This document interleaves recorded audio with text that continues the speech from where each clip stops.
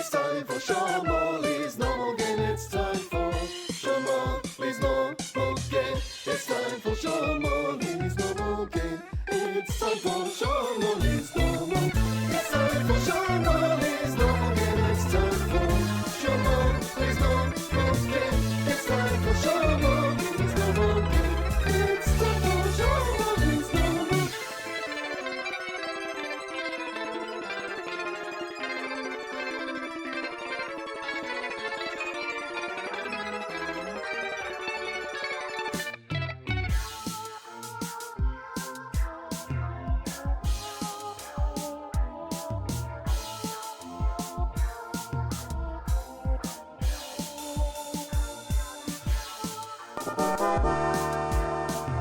ITFSMNG.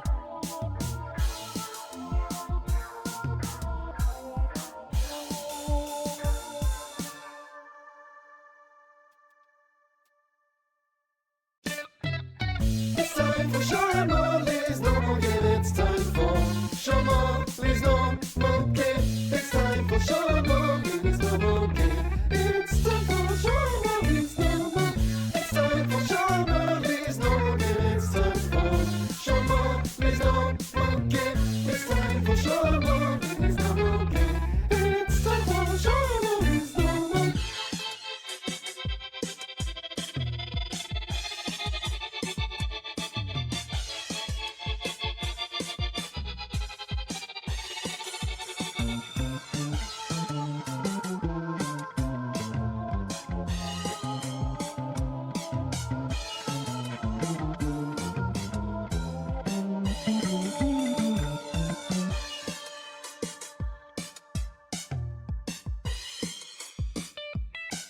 It's time for Sean Morley's normal game. It's time for Sean Morley's normal game. It's time for Sean Morley's normal game. It's time for Sean Morley's normal.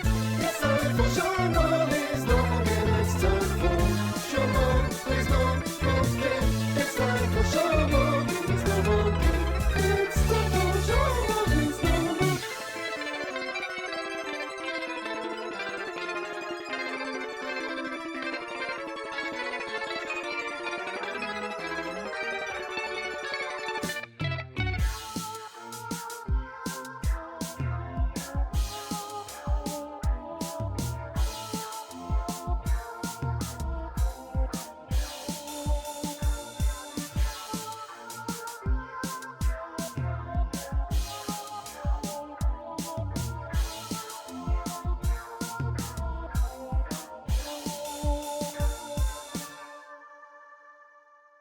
normal. It's time for Sean Morley's normal game. It's time for Sean Morley's normal game. It's time for Sean Morley's normal game. It's time for Sean Morley's normal. It's time for Sean Morley's normal game. It's time for Sean Morley's normal game. It's time for Sean Morley's normal game. It's time for Sean Morley's normal.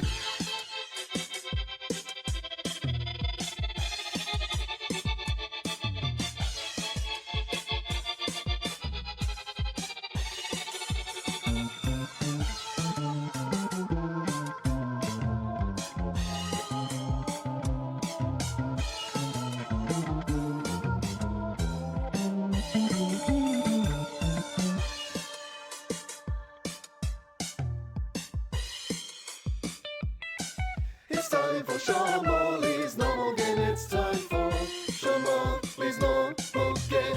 It's time for Sean Morley's normal game. It's time for Sean Morley's normal. It's time for Sean Morley's normal game. It's time for Sean Morley's normal game. It's time for Sean Morley's normal game. It's time for Sean Morley's normal.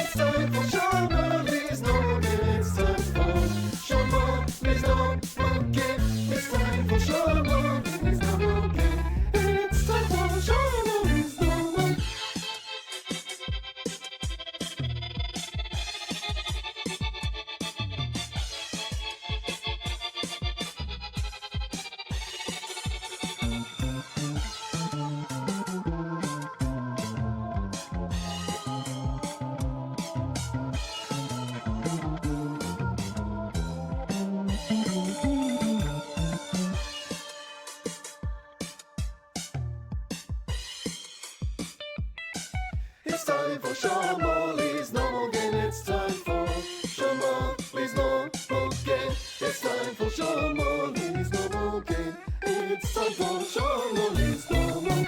It's time for Sean Morley's normal game. It's time for Sean Morley's normal game. It's time for Sean Morley's normal game. It's time for Sean Morley's normal.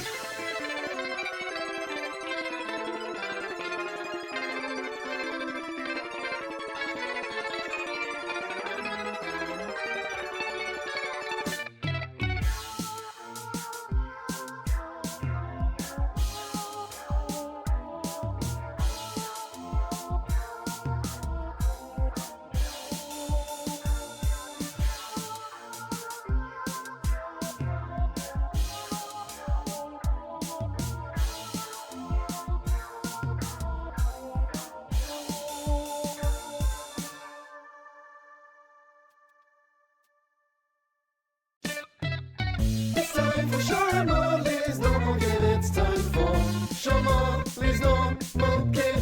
It's time for Sean Morley's normal game. It's time for Sean Morley's normal. It's time for Sean Morley's normal game. It's time for Sean Morley's normal game. It's time for Sean Morley's normal game. It's time for Sean Morley's normal.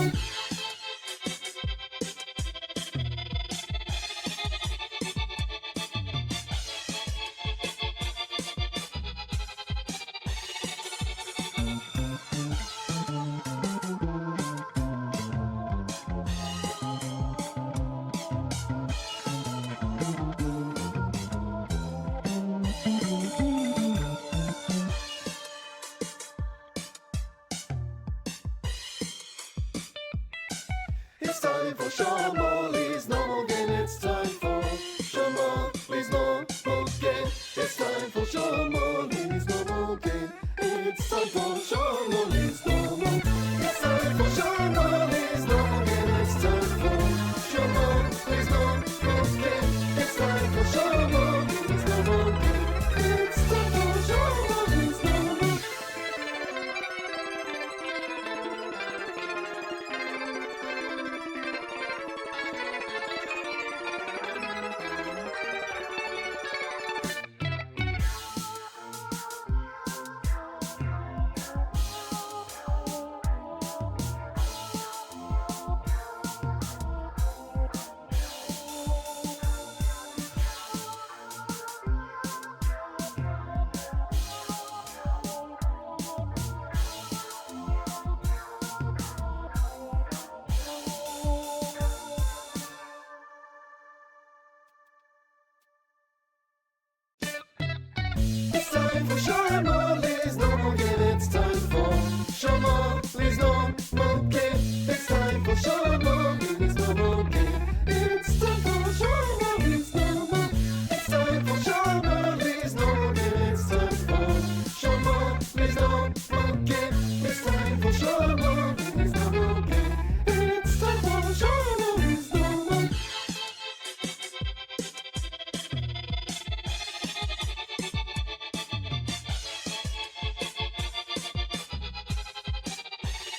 It's time for Sean Morley's normal.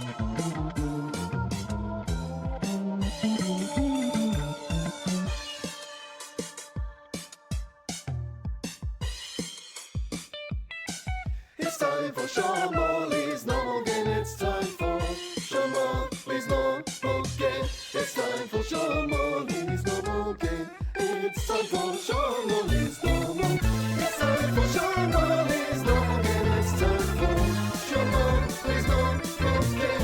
It's time for Sean Morley's normal game. It's time for Sean Morley's normal.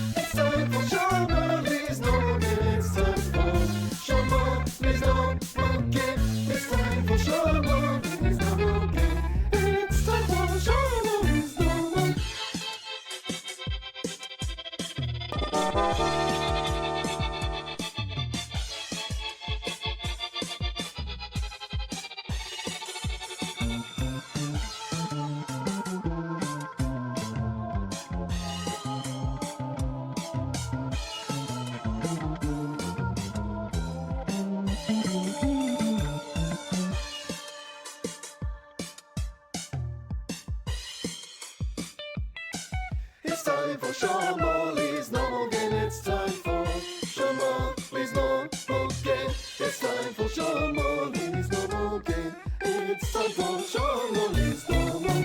It's time for Sean Morley's normal game. It's time for Sean Morley's normal game. It's time for Sean Morley's normal game. It's time for Sean Morley's normal.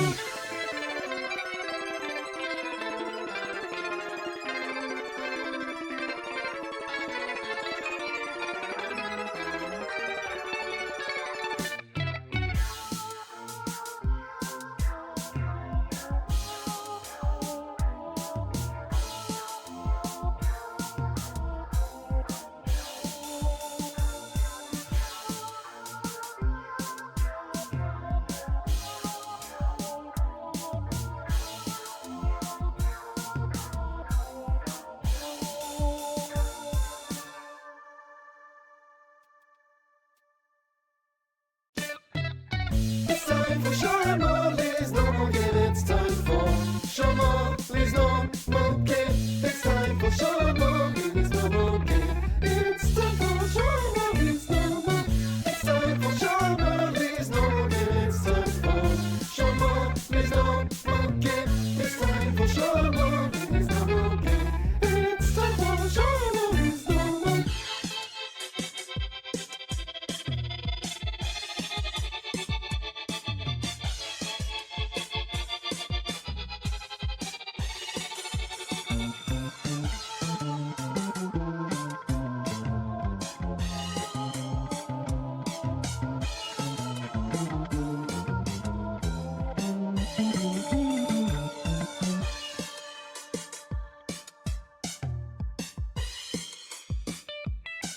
It's time for Sean Morley's normal game. It's time for Sean Morley's normal game. It's time for Sean Morley's normal game. It's time for Sean Morley's normal.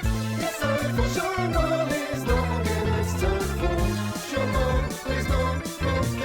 It's time for Sean Morley's normal game. It's time for Sean Morley's normal game. It's time for Sean Morley's normal.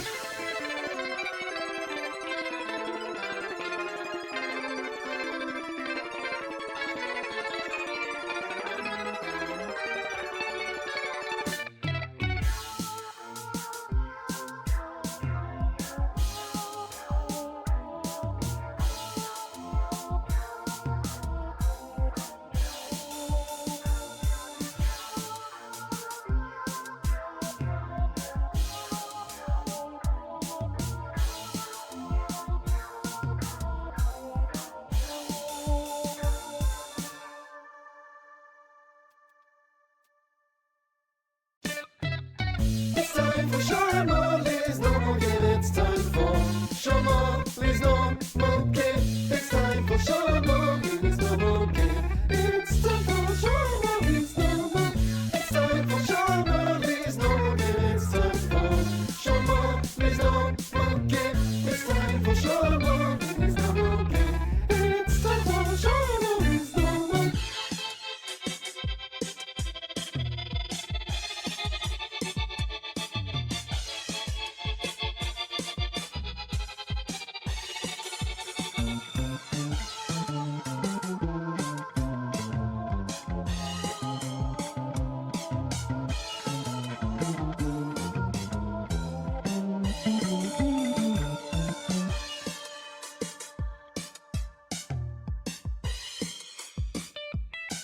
It's time for Sean Morley's normal game. It's time for Sean Morley's normal game. It's time for Sean Morley's normal game. It's time for Sean Morley's normal. It's time for Sean Morley's normal game. It's time for Sean Morley's normal game. It's time for Sean Morley's normal game. It's time for Sean Morley's normal.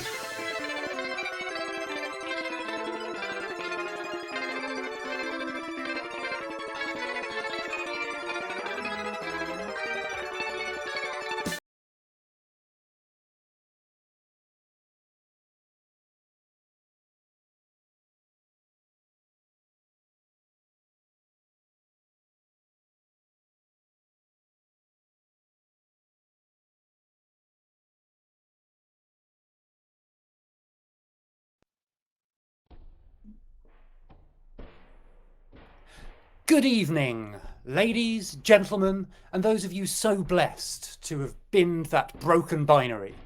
This is Sean Morley's normal game, but I am not Sean Morley. No, Sean Morley is no more. I am the distaff Sean Morley. I am not Sean Morley's normal game's normal host, Sean Morley. No, I am Josie Hypatia Grounds, tall like an ostrich, colourful like a macaw, and ready to smash some eggs like a bloody cuckoo. Do you remember when Ken Jennings graduated from contestant to host on the game show Jeopardy? Well, this is like that, except that I did not win a record-breaking 74 consecutive episodes of Sean Morley's normal game. No, my KD ratio is 1 draw and 1 loss, and I am totally fine with that. The contestants are waiting patiently, the chat is popping off, and I have done my habitual anxiety poo. Based on the Bristol stool chart, about a number 6. So, without further ado, please be respectful of your locum GP as they prepare to inject the relevant hormones into the arse of Sean Morley's normal game.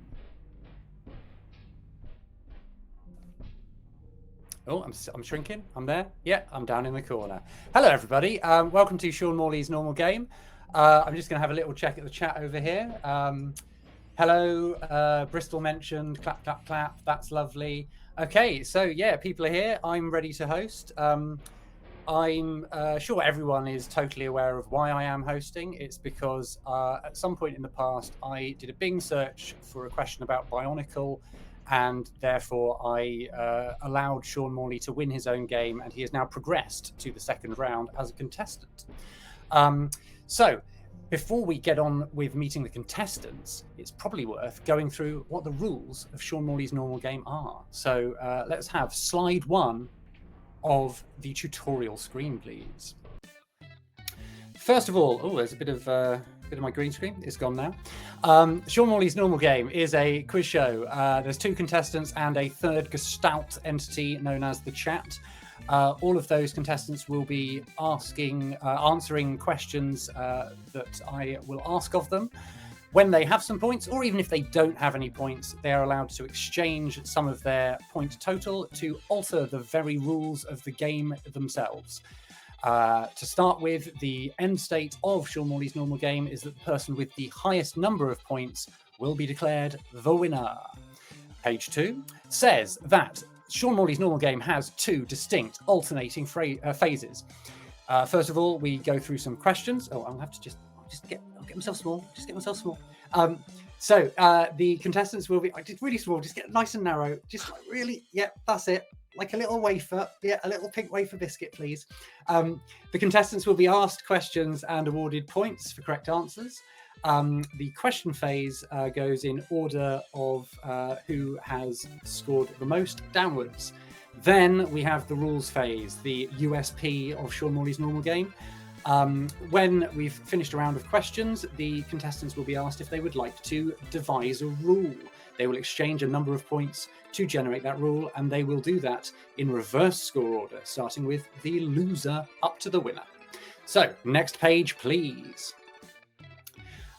There are currently 2 restrictions on the rules that can be generated. You cannot generate a rule which will affect a single player or will discriminate against players. It is a very equitable system. So you can't say, I would like player number 2 to lie in a puddle of mud for the rest of the game. No, you would have to tell everyone that they have to lie in a puddle of mud. The rules themselves may change the nature of the game, but may not destroy it. However, that is at the discretion of the host. So try me. See how much I am willing to destroy the thing that I am babysitting. So, next page, please. There are initially 3 rule slots for contestants. Any new rules can go into a blank slot or can replace an existing rule. There is also a 4th rule slot. Is that on the next slide, the auction, or is that something I explain here? Okay. Okay, there's a 4th rule slot which is generated by the chat if they donate money, and there's definitely a page for that. We'll get to that next. Next page, please. First round rules will cost 1 point. If you buy a second rule, it will cost 2 points. If you buy a third rule, it will cost 3 points. Pretty simple. You can also get negative points. Next page. The topics come from a 741 strong list of topics that have been provided by the chat. We will, I'm pretty sure that everyone watching already knows how to generate them, but you type !topic space and then the topic that you would like to be added to the tombola. Next page, please. The normal game questions are generated by flushing infant rabbits down a toilet, throwing it off a cliff, and killing a whole primary school. That is how ChatGPT works, and we will try to feed it as much nonsense as we can until it pops like Chucky at the end of Child's Play 2. Next page, please. The chat will answer through a very arcane system of collective typing. I don't entirely understand how this works, but you type an exclamation mark and a letter.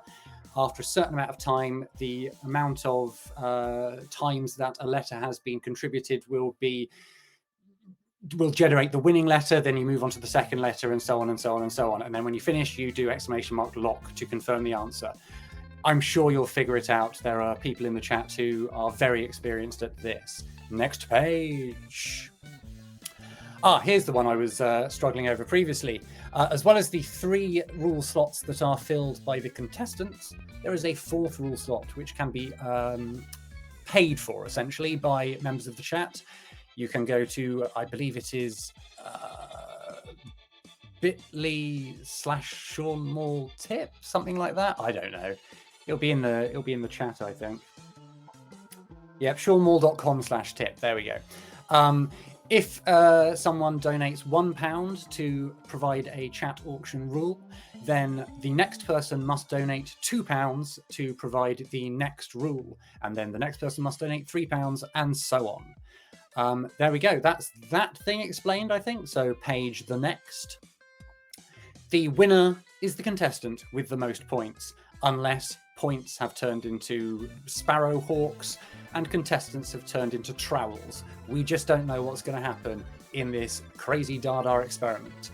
The end of that, we will find someone to go through to the 3rd round of Sean Morley's normal game. The bracket gradually is decreasing, and we will one day find out who the most normalist person of all is. And that's that, I think. I think that's the end of the explanation, unless there's another page. Is there another page? No, there's no other pages. Okay, so without any further faffing about and not quite remembering the things that I spent about 68 minutes learning yesterday, let's Mighty have Fighty our Shush friend Bugs tipped and £1. great streamer Lie about a puddle and of mud. fantastic speedrunner and wonderful comedian, Angel Interceptor, contestant 1. Please, can you rise onto the screen? Hello, Angel. How are you doing? Can I hear Angel? I can't hear the voice of Angel. Can you not hear me? I can hear you now, Angel. Hey! You're coming in loud and clear. Hello there. How are you doing, my petal? I'm okay, thank you. How are you? Yeah. Do you think this show has jumped the shark now? Do you think we've done a Ghostbusters reboot on it now that there are no men on screen whatsoever? We absolutely have. Have we passed the Bechdel test by talking about the female reboot of Ghostbusters?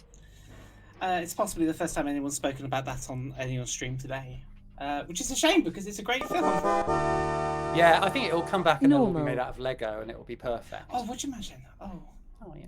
I quite like that. Little Lego. Well, which one would you like? Lego Boy Ghostbusters or Lego Girl Busters, or would you like them to join forces and the men can talk over the women? Has there actually been a Lego Ghostbusters? I imagine there's been like some. There'll be fan versions of it, or won't there? There'll be like a It million. just of seems those. like something that would be perfect for it. Well, it depends. I Without. don't want to build a hearse.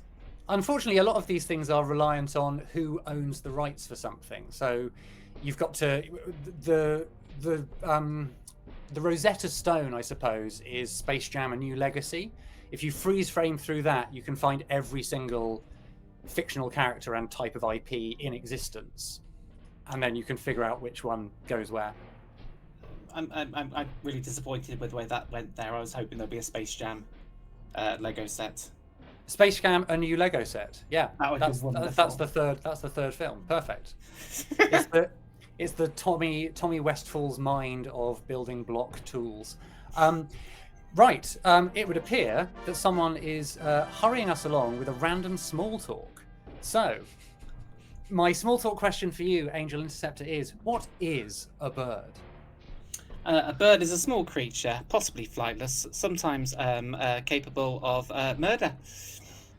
Okay, I would say that the ones that are capable of murder tend to not be small. The cassowaries, for example. I'm They're pretty quite big. sure if a robin decided to fly towards you whilst you were doing a particularly long yawn, Yeah, I into suppose your mouth, choking you, and it did it with purpose, with the intent. speed of death will depend upon the size of bird. I can imagine an ostrich getting me down in one, but if I had like a chaffinch, it might have to spend a while pecking through the meat of my eyeball before getting anywhere in terms of. I mean, I was specifically thinking about a bird flying into your mouth and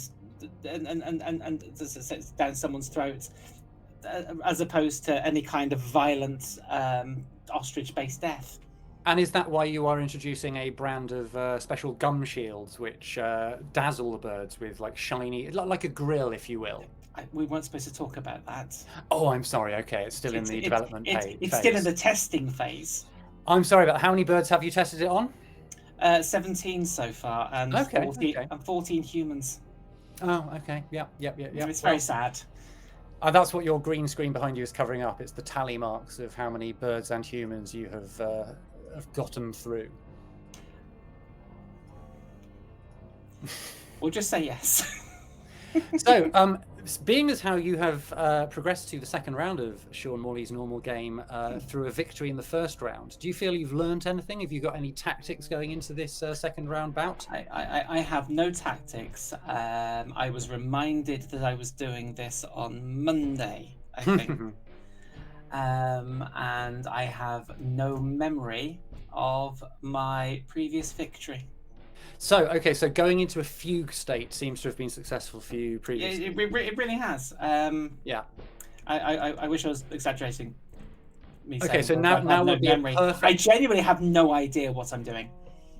Okay, that's good. I mean, I'm like fairly near to that. I have got a lot of plates to spin here that I have never before spun, but I'm sure between us we will manage. So, are you ready to meet your opponent, Amy? I'd love to, because I have no idea who it is.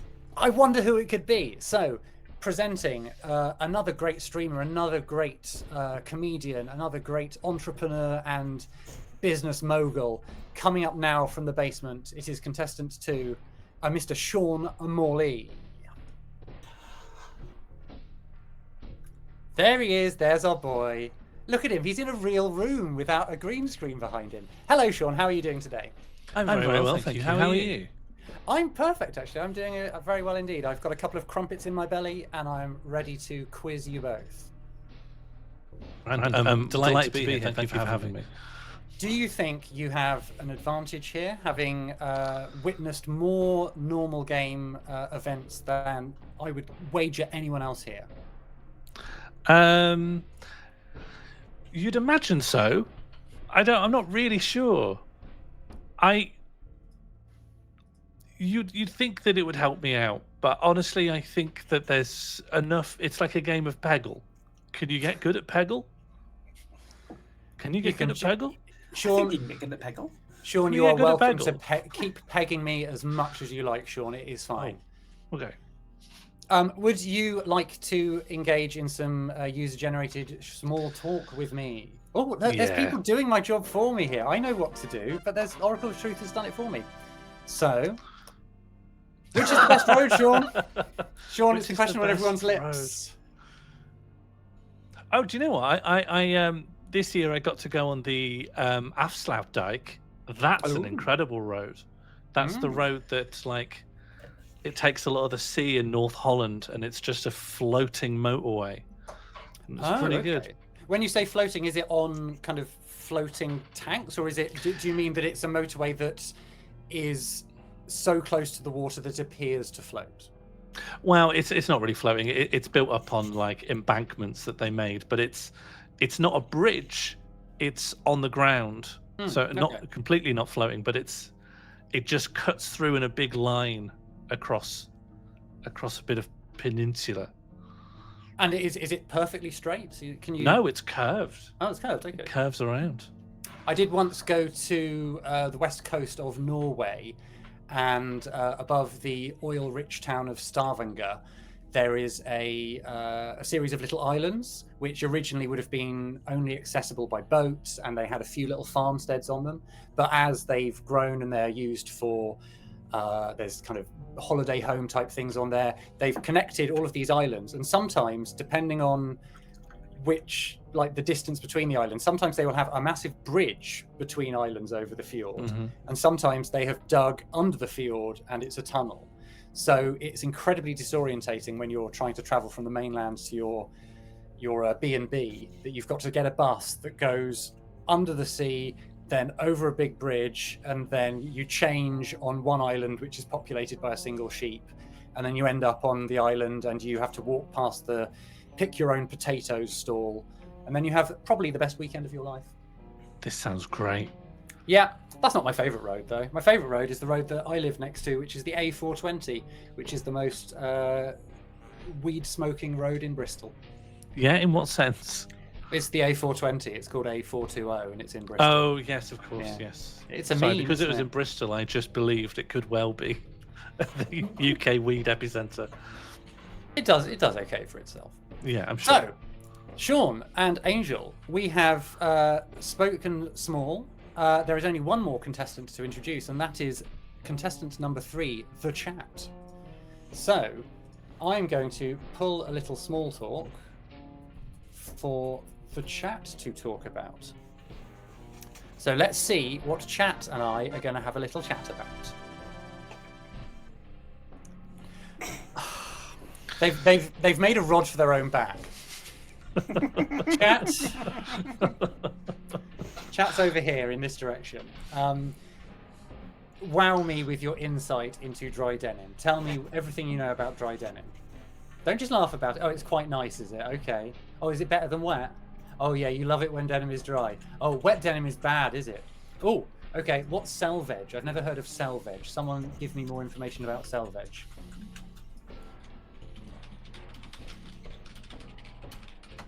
Yeah, it can be useful. You prefer your denim dry. It's a type of denim. Nope, Oracle of Truth has thrown a word. Oh, okay. Selvage is a posher, smaller batch denim. Well, la-dee-da. Okay, that's enough denim chat. I'm bored. Right. Okay, we've got 3 contestants. They've all got no points. Are we ready for round 1 of Sean Morley's? Before we go in, I just want to bring up a point of point of order. Yeah, point of order. Yeah. So I found in my spreadsheet, I've got a number of things that are supposed to be remembered for the future, and one thing that came up, I don't know the provenance of it, but it's clearly some copy-pasted text that happened. It says Sean Moore loses 1 point in the semis. Now, does that mean I should lose 1 point now? Technically, this is not the semi-finals. Is it an instruction or a prediction? Because it's likely that at some point you will lose 1 point. When you make a rule, you will lose 1 point. So is it something that someone has implemented as a future rule?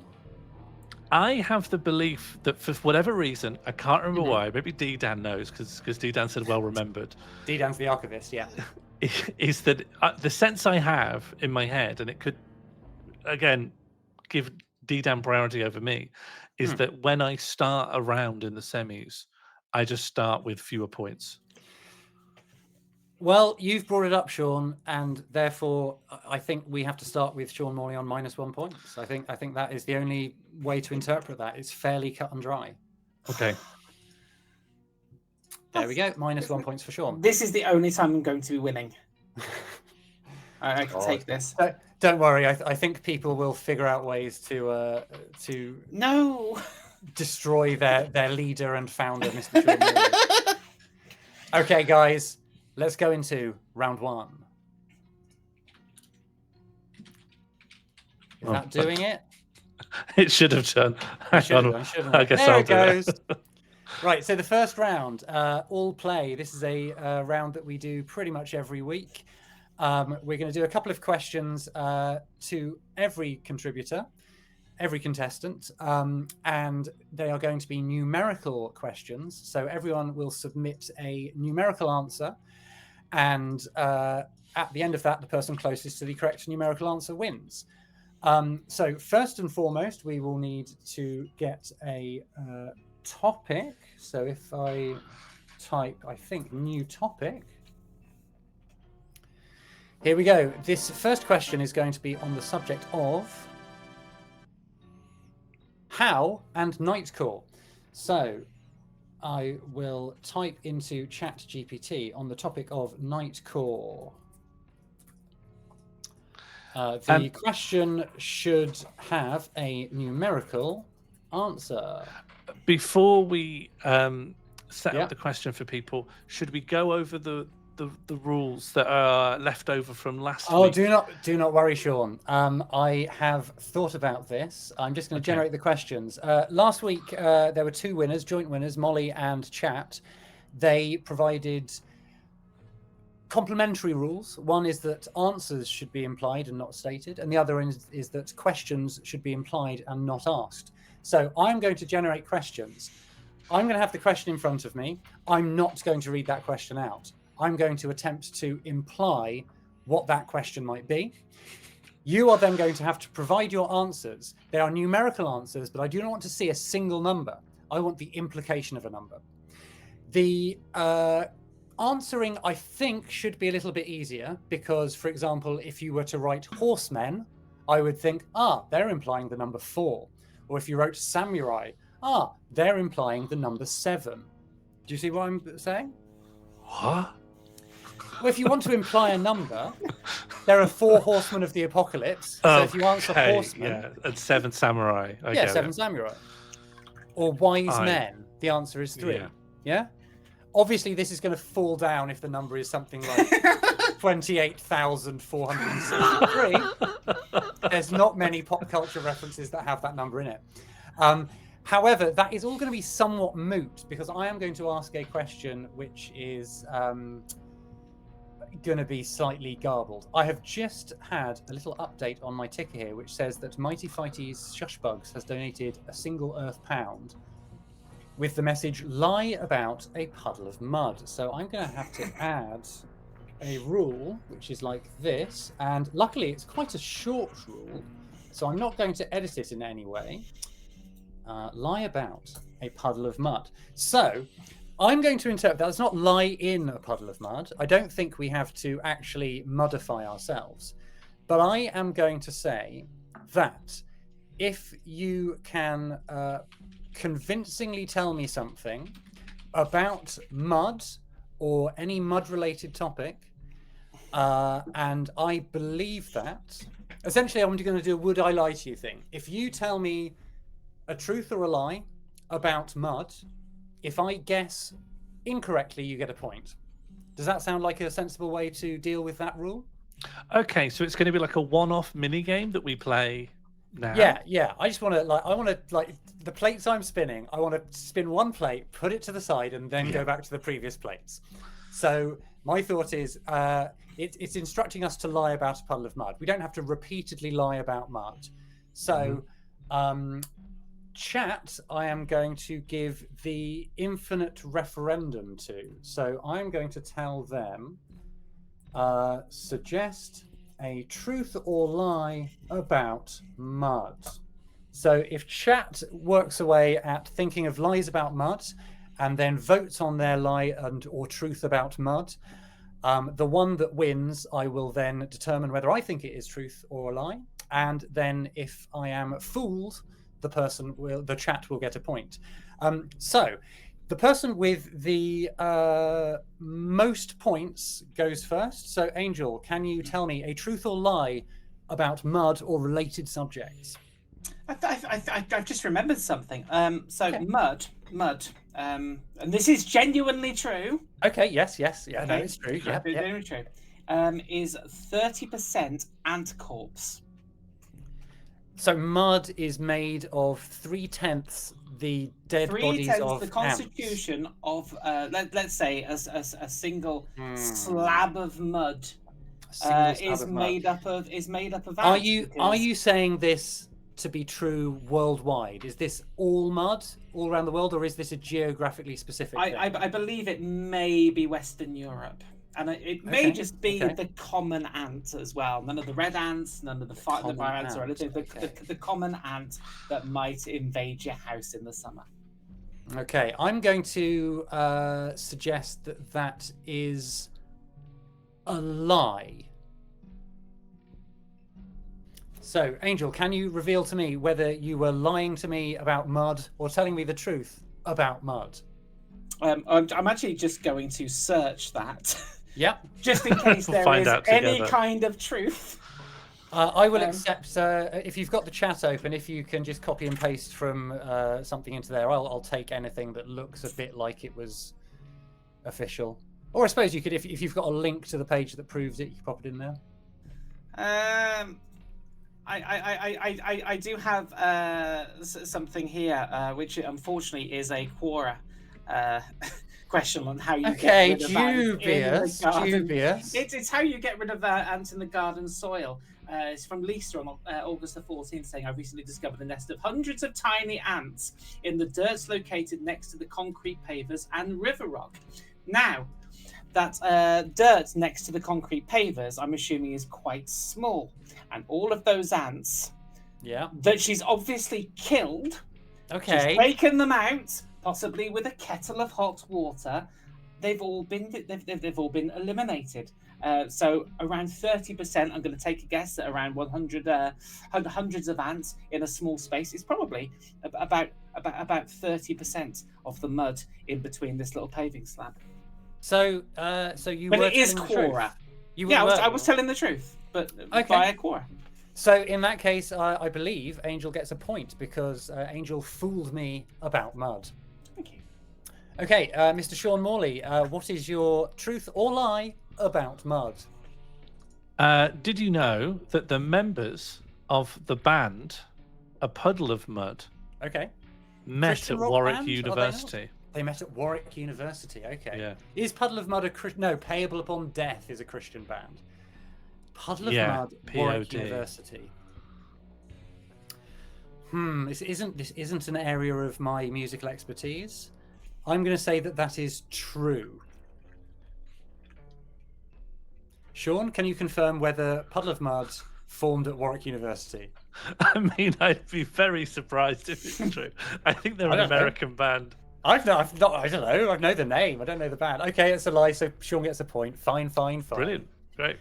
So what Sean has proven is if for some reason the roles are reversed and you have to ask me a question, I don't know how this has happened, then the thing to do is to ask a question about something that you know is out of my frame of reference. Okay, so let's end the infinite referendum. Do we think there is? Yeah, there's probably enough answers in there, isn't there? You don't do IR end because that will just turn it off. You do so it's IRT and then give them a IRT. minute left. 1. Okay. Can I give them less than a minute? Can I give them 0.2? Yep. I just want to get it finished. Come on, guys.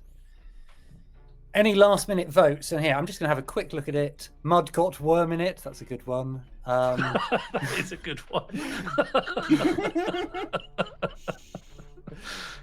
I think that's my favourite one. I would have voted for Mud got worm in it. Albrot is friends with a descendant of Samuel Mudd who supposedly conspired with John Wilkes Booth. That's an unprovable one in a strange way, isn't it? There's lots of Puddle of Mud questions. Mud only collects in puddles in the southern hemisphere. That's good. So, has the infinite referendum ended yet? No, it didn't register your command. I'll fix that now. Oh, sorry. Okay. Right. Dawn French was in pain for a decade after jumping in a puddle of mud, and I believe it was on the Paul O'Grady show. Dawn French was in pain for a decade after jumping in a puddle of mud. So the Paul O'Grady show is a studio-bound chat show, is it not? It doesn't do like outdoors bits, I'm sure. Again, this is a great question to bamboozle me with, because I have not. I think I watched Blankety Blank when Lily Savage presented it, but I have not followed the O'Grady career, unless it was one of those Paul O'Grady shows about how he likes dogs, in which case dogs do like walking, and walking does involve puddles.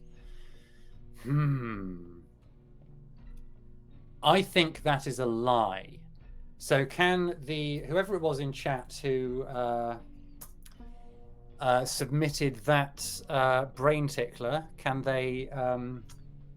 It's true. So everyone has bamboozled me. So that is a point for chat, please. So at the end of round 0, Sean Morley has 0 points. Angel and Chat are in joint first place with 1 point. Okay, so unless anyone else wants to provoke a mini game, I have got to choose a question about Nightcore for everyone to answer. And I'm not going to ask the question, I'm going to imply the question.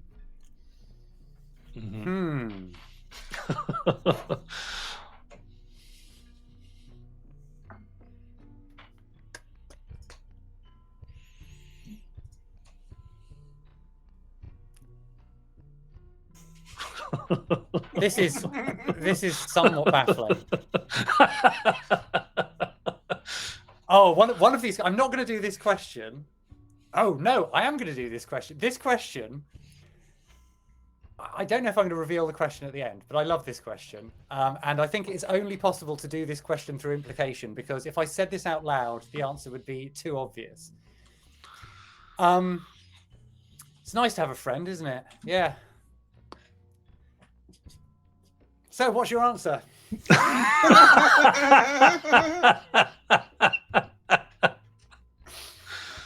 So I'm going to chat needs to answer this as well, don't they? So I need to do.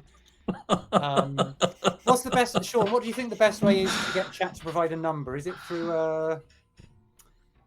Well, they're not giving you a number, probably, they've right? got to give me an implication. They've got to implicate a number, so they are going to have to do a typing one, aren't they? So it's going to have to be. Do you want to give them? Your choice is to give them letter by letter or word by word.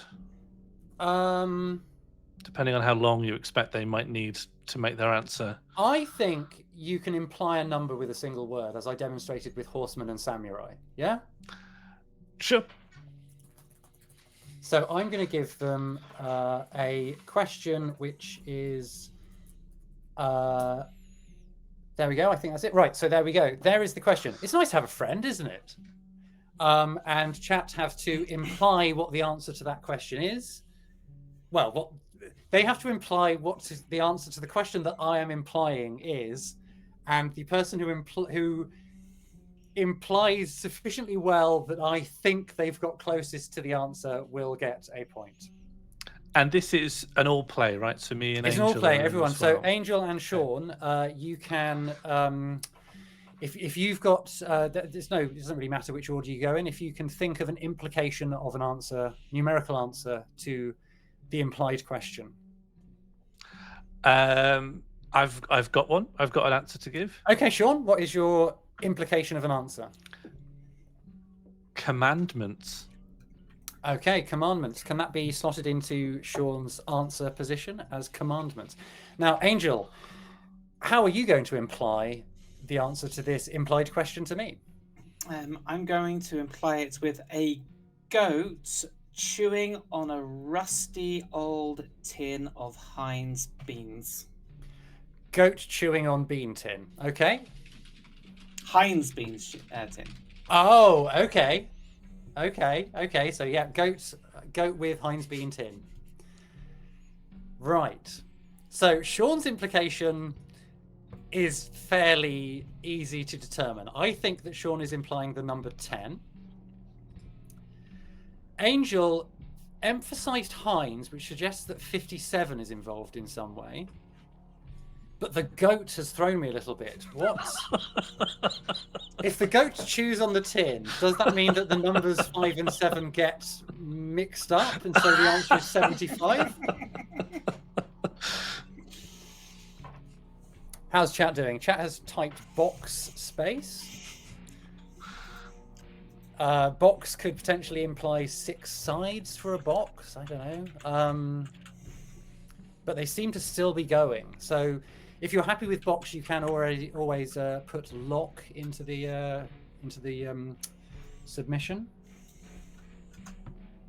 Oh, nice to hear that Fluff saw some goats earlier. I wonder if that was at my favourite goat location in Bristol, the Windmill Hill City Farm.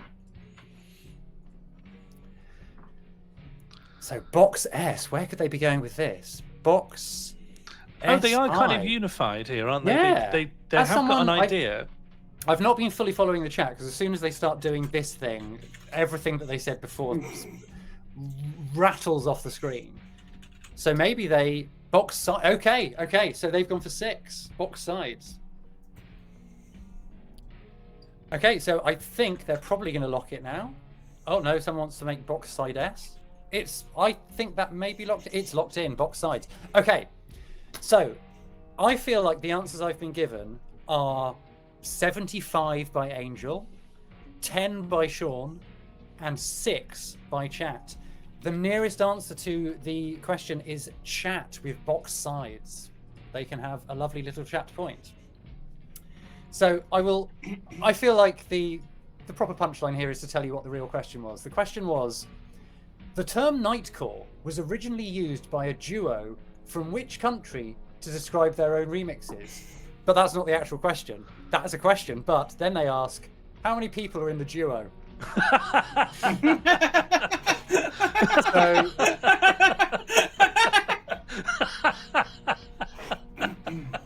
so the correct answer would have been Ronnie's or Little Boys. So yeah, chat was nearest with 6. Angel, can you clarify for me what relevance did the goat have to this? Oh yeah. So the Heinz was the 57. Yeah. The goat was Capricorn.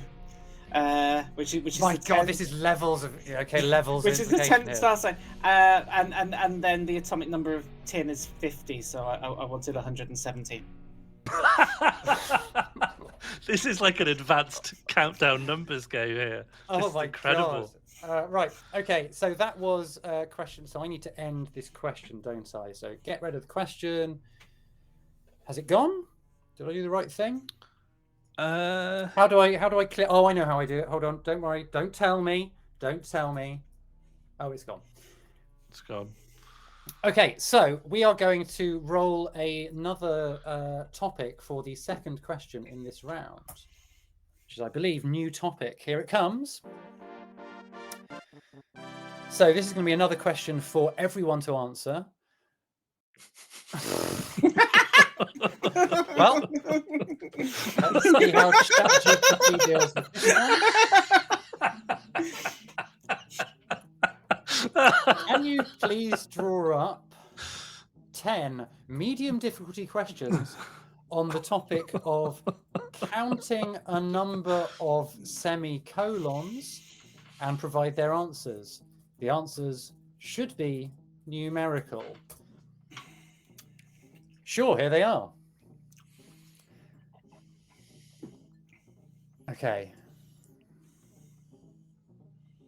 What it's done, and this is actually interesting, it has given me a series of sentences and it is asking how many semicolons are in the sentences. However, I'm not going to read out the sentence. I'm going to choose a sentence and I'm going to imply what the sentence is. And you've got to tell me how many semicolons are in the implied sentence. So I'm just going to give chat a little bit of, so I want to do question for chat. Again, remember, you don't give me a numerical answer, you imply a numerical answer. So the question for chat and for both of our contestants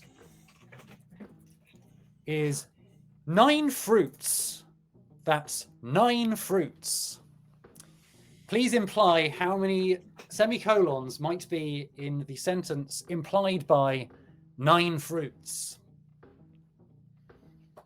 So are we all aware of how semicolons work?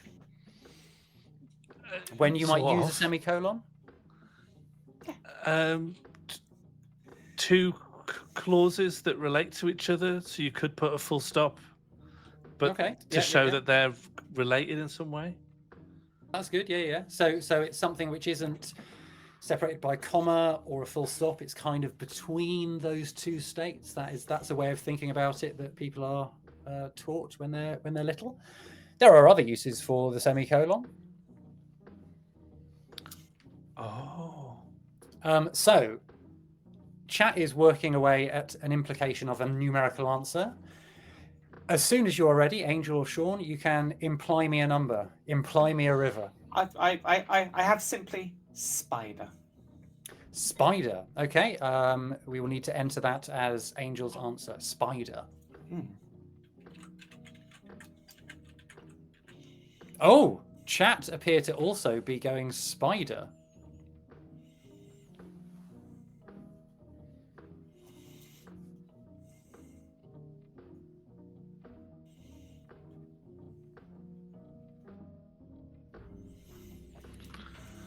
So we've got two spiders, and Sean, a notorious spider-fearful gentleman.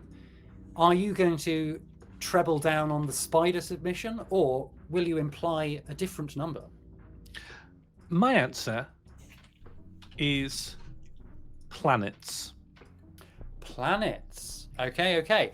So spiders are instantly connected to the number 8 because of their number of legs. So I'm guessing that both Angel and Chat believe that 9 fruits would be separated by 8 semicolons between them each. Planets is also 8, though, isn't it? My very easy method just set up 9 planets, but the 9th one isn't a planet anymore, so it's only 8. So you've all said 8. Well, the exact amount I mean depends on the classification of planets. Yeah, but the thing is, if you start including dwarf planets, it's not 9, it's more than that. Mm-hmm. That's correct. Unfortunately, I'm going to have to accept that the number of currently, because you didn't have to imply with a single word. You could have said dwarf planets, or a goat on a dwarf planet, or Heinz 57 varieties of I don't know. So unfortunately, I'm going to have to say that all of you submitted 8, which means you all win. Oh. But the answer wasn't 8. You are all closest. The answer was in fact 2, because how many semicolons are in the following list of items? Apples, bananas, and oranges, peaches, plums, and cherries, grapes, pears, and melons. So I will, just for clarity's sake, I will copy the sentence into the chat. That is what ChatGPT wanted to count semicolons in. So the answer was 2, but because you all submitted implications that to me represented the number 8, it's a point each. Fairly pointless episode. So Sean, what is your submission? Do you think, are you not of the opinion that there are 8 planets, like everyone else, like the astronomy? I actually forgot how many planets there were. I thought there used to be 8, and then Pluto's disqualification brought it down to 7. And I was hoping that if chat knew something I didn't know, I could claim I meant 8. But if it was less, I could claim I meant 7 and be closest. But I forgot that it was actually 9. It was 9 in 2006. Pluto got demoted.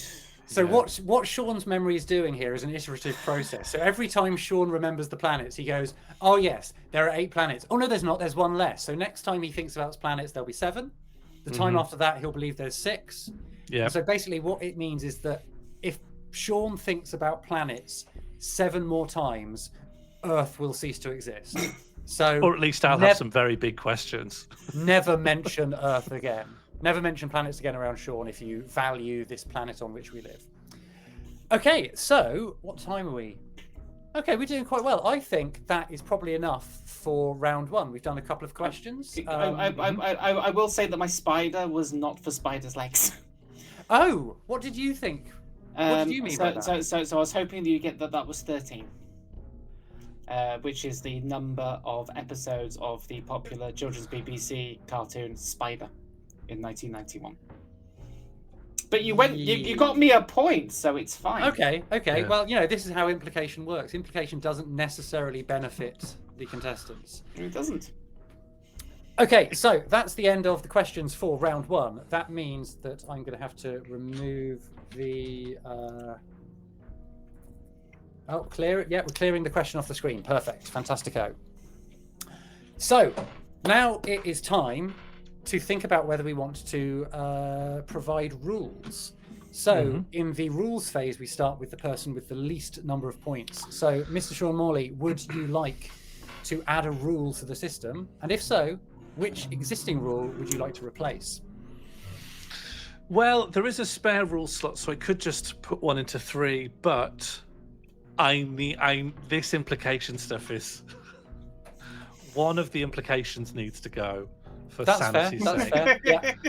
But because these were split over 2, I can only get rid of one. Is it more beneficial for me to actually ask the question, or is it more beneficial for you to be able to give? Actually, I know there's an obvious answer to this, isn't there? It is. Yeah. And actually, I would be interested to see how the implied answers work when we're not doing numbers and we have to imply actual that's true. concepts and things in the world. So you're thinking of replacing rule number 2, which is that questions should be implied, not asked. Might feel more like a quiz once we know. Oh, what the I wonder, questions is it worth polling chat as to whether they want to change a rule before we get to them, just to give them a bit of time? Yeah. Is that a good idea? Start them on it now. Yeah. So if I go for I want a closed poll, and Which is just poll. Want change rule or not? Change, don't. Okay, is that coming up right? Yep. Yep, there we go. I don't think I phrased that particularly well, but this is my first day. Please cut me some slack. I think it's perfectly coherent. So, Sean, you are thinking of potentially a Rule 2 replacement. What kind of rule would you like to submit? My rule for rule slot number 2 is every correct answer doubles the amount of points received for a correct answer. Every correct answer doubles. Okay, so the first time someone answers correctly, they get 2 points. The next time someone answers correctly, they get 4. The next time they get 8. Yeah? Yeah, Is that right? and so on and so on, yeah.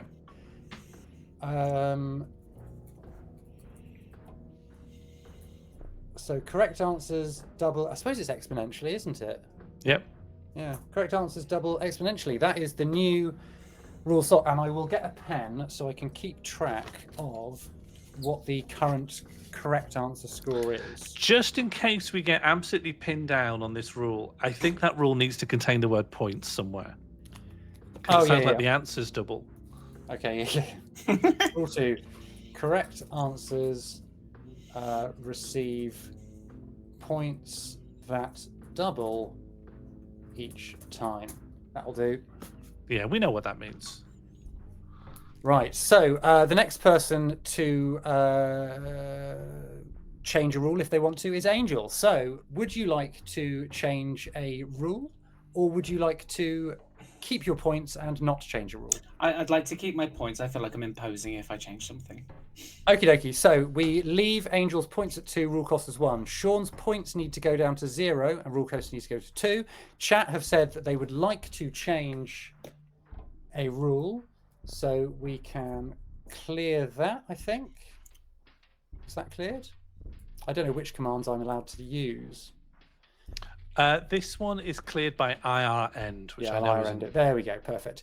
Okay, so chat then needs to submit a rule. So I'm going to give them the infinite referendum. What rule would you like and where? Boop.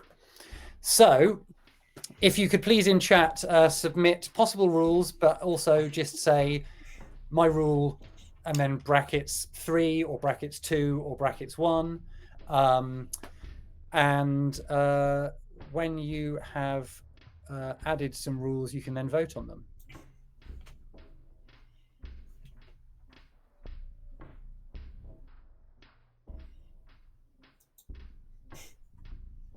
Baldy's tried to vote on something there, I think. Here we go. So rule 3, wrong answers award points to a random opponent. Okay, that's quite vague. That's good. Yeah, that's quite vague, but I like it. Yeah. The score should be implied. That's pretty powerful. Can I ask a question about Yeah. Harold V. Dyke's rule?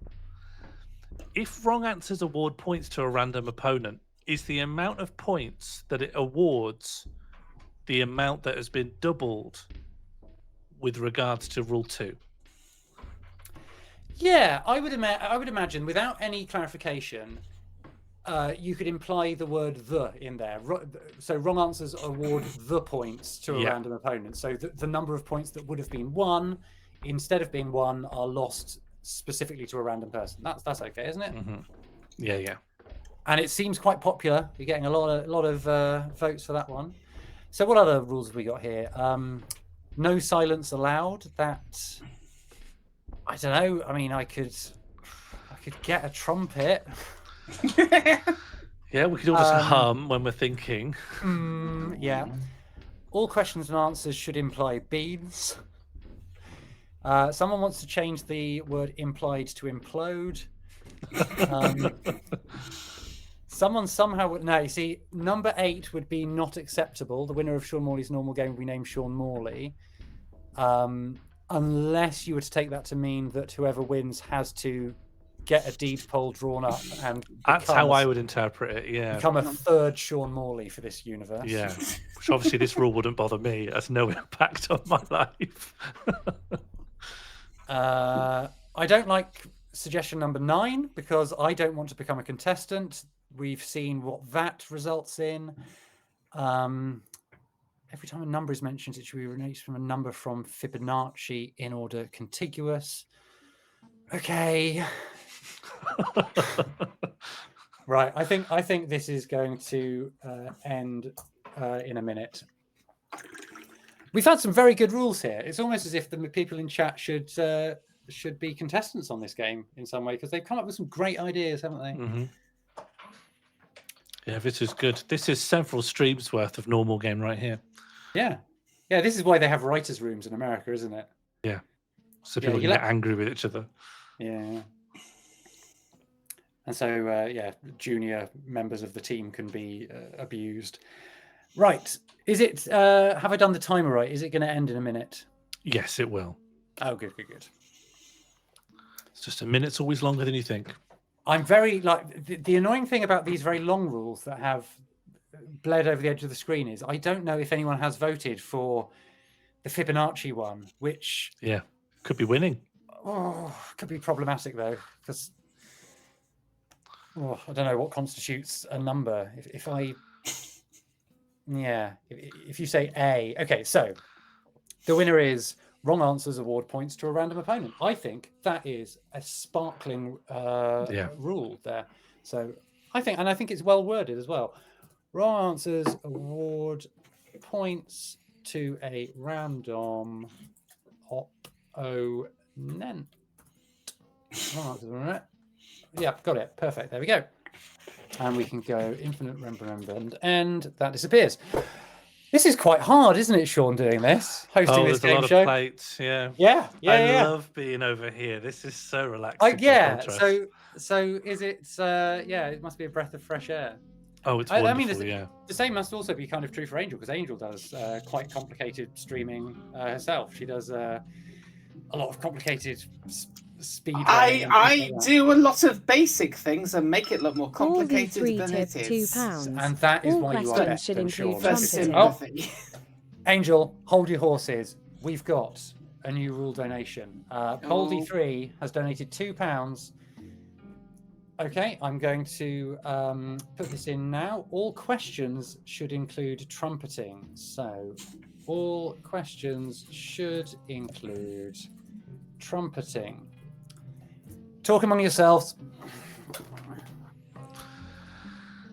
I think we're going to be hearing some trumpet. Could have included the word trumpeting into the question, but no, an actual trumpet. Yeah, it was never going to go that way. No, of course it wasn't. It was never going to be the easy way. Now, this is going to get really awkward because somebody's now going to ask for answers to have trumpeting as well, aren't they? And I don't have a trumpet. Yes, that's going to cause a lot more problems. We're just going to have to fart, aren't we?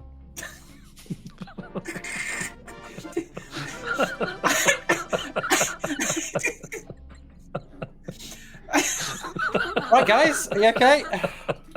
Yeah, do it. Okay, so are we ready to enter round 2? Mm-hmm. There we go, it worked. So this is the stick or twist round. I believe this has been played before. Each contestant will be asked a question in turn. The random topic will be selected. If the contestant does not like the look of that random topic, they can choose to mulligan. They can disregard the first chosen topic and they can have another random topic chosen. However, if the second topic that is chosen is even worse than the first one, they are stuck with it. So it's a bit of a gamble as to whether you want to stick or twist.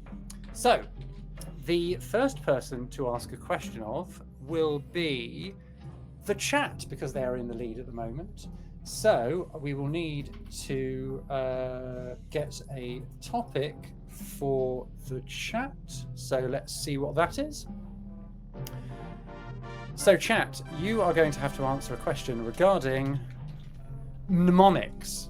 Now, remember that the answer to the question about mnemonics must be implied and not stated. So let's find... Oh, right. So unfortunately, my clipboard now says apples, bananas, and oranges, peaches, plums, and cherries, grapes, pears, and plums. So I need to say, dear ChatGPT, how are you doing? How has your weekend been?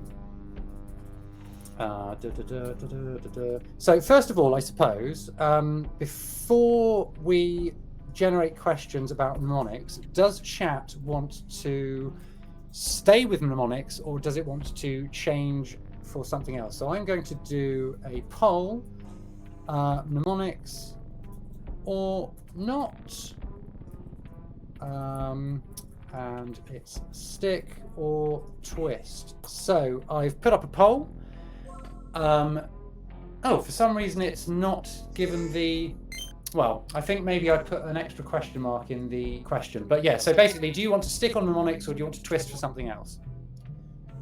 So can you please draw up 10 medium difficulty questions on the subject of and provide the answers.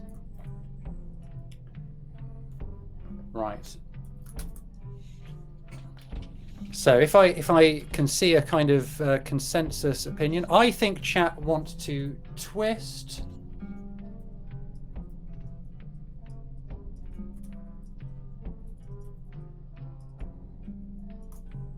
So chat is going to twist, so I'm going to get a new topic that they are stuck with. And that random topic is...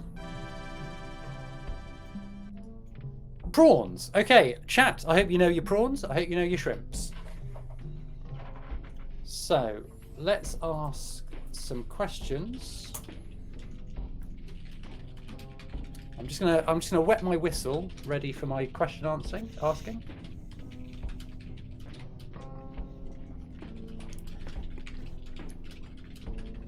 So I'm going to ask a question, and I'm going to ask the question as it is written. However, I do not want the answer to be provided in the form of the answer. I want it to be implied. So let's do... I want a question for chat which has a not particularly long answer.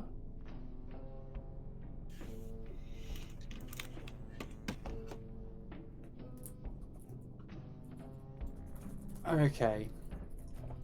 I'm just typing the question in.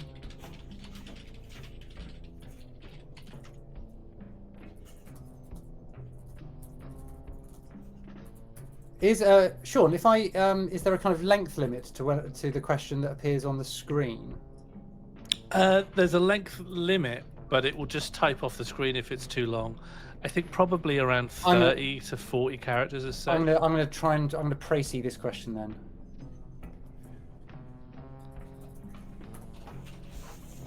Okay, chat. Your question is, what is the term for farming prawns in controlled environments like ponds? So if you could please provide an implication of the answer to that question. How did that sound? Did that sound absolutely unbearable? Amazing. I loved it.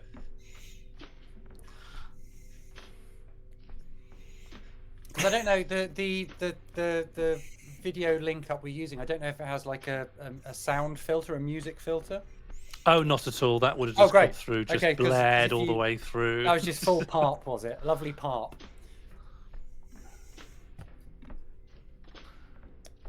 Okay, so chat is answering. Do you know what? While chat, no, I think we have to wait for chat's answer, don't we? Because then we have to go on to a different question, a different topic. Okay, so what do we know about prawns, guys? Are we allergic to prawns? Are we craving prawns on a daily basis? Do we respect the 1970s delicacy of the prawn cocktail? Is prawn cocktail a valid crisp flavour? Or should it be consigned to the bin of crispery? The bin of crispery. I respect a prawn. They're always Okay. they're always a bit too expensive to ever really get. Okay. Like a lot of fish. It's not really worth. I think that prawns are good value as an ingredient in a jambalaya of food, like a noodles and vegetables and a few little prawns in there. They help a mixed together dish. They're the kidney beans of the sea. That's nice. Yeah. Yeah. Angel, are you a prawnophile or a prawnophobe? I'm trying to work out how the kidney beans of the sea would fit in a chili. Nice. A prawn chili. Is that a thing? Why not? I'm partial to a prawn. They're quite delightful. And also obviously when they're an animal that can't stare at you. As Can they you not chomp stare down. at you? I don't think so. I don't think they have. Do you mean because they have the eyes on the side of their heads, or do you mean? Yes, that's Okay. very much so, because they're not going to see what's going in. Much like a bird wouldn't if it was trying to kill you. Bear in mind, I own 2 rabbits, and they have the eyes on the side of their head, and oh my god, they can stare at you. Yeah, but it's not really on the side of the head. It's not. It's kind of there, not there with the rabbit. So do you- isn't it? do you It's not think- exactly? Do you think? No, they are. They're on the outside of the head. That's where the rabbit's eyes are. They've got panoramic vision. You're implying that a rabbit's eyes are where our ears are. Kinda, yeah. They're on Are the they? side of the head. I I haven't think seen a animals that rabbit in get a while. hunted, animals that are regularly Yeah, like prey predated animals. upon, Yeah. they do have like weirdly side-on eyes. I I can't think remember the this last is time I correct. saw a rabbit, or just I can't picture a rabbit. So I'm sorry. Just gonna go and stare at some rabbits now, and then some prawns. They do. They have. Yeah, why They not? have panoramic vision. Their eyes are on the side of their head, and they can stare. So, essentially, what you're saying there, if prawns and potentially rabbits can't stare at you, you're saying that it's impossible to stare with a single eye. So what am I doing now? That's good. All I'm saying is, looking at this picture of a rabbit, it's kind of on the side. Yeah, okay. Yeah, it's where the eyes are. Yeah. It's just I could just visualize the eyes being slightly further forward. If anything, the rabbit can stare much more effectively than a predator animal whose eyes are on the front of its head. Because a rabbit can stare at you when you're stood at 4 o'clock from the rabbit. You can be stood behind the rabbit and it still knows where you are, and it can see you and it can stare at you. I'm constantly being stared at. I'm just not convinced I've ever seen a rabbit before. Come around my house. You meet 2 of them. They're lovely. Well, one of them's That's lovely. not the what you other were one saying will earlier. attack you. One of yeah. In isolate, so basically, you've got 3 possible setups with the rabbits. You can spend time with one of them, who is lovely and very soft and will let anyone pet him. You can spend some time with the other rabbit, who will attack you and bite you and scratch you. Or you can spend time with both rabbits at the same time, in which case you get to spectate on them fighting in a very amorous way with each other. So 1 in 3 scenarios is good. Right.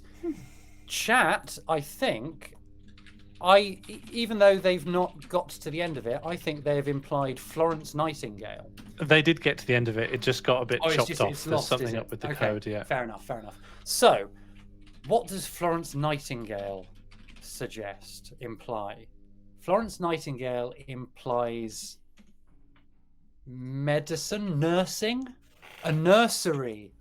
Oh, it's wrong, but I'm very impressed with what they've done. Yeah, that's fair. I'm not going to award a point for that because the answer is not nursery. The answer provided by ChatGPT is prawn farming.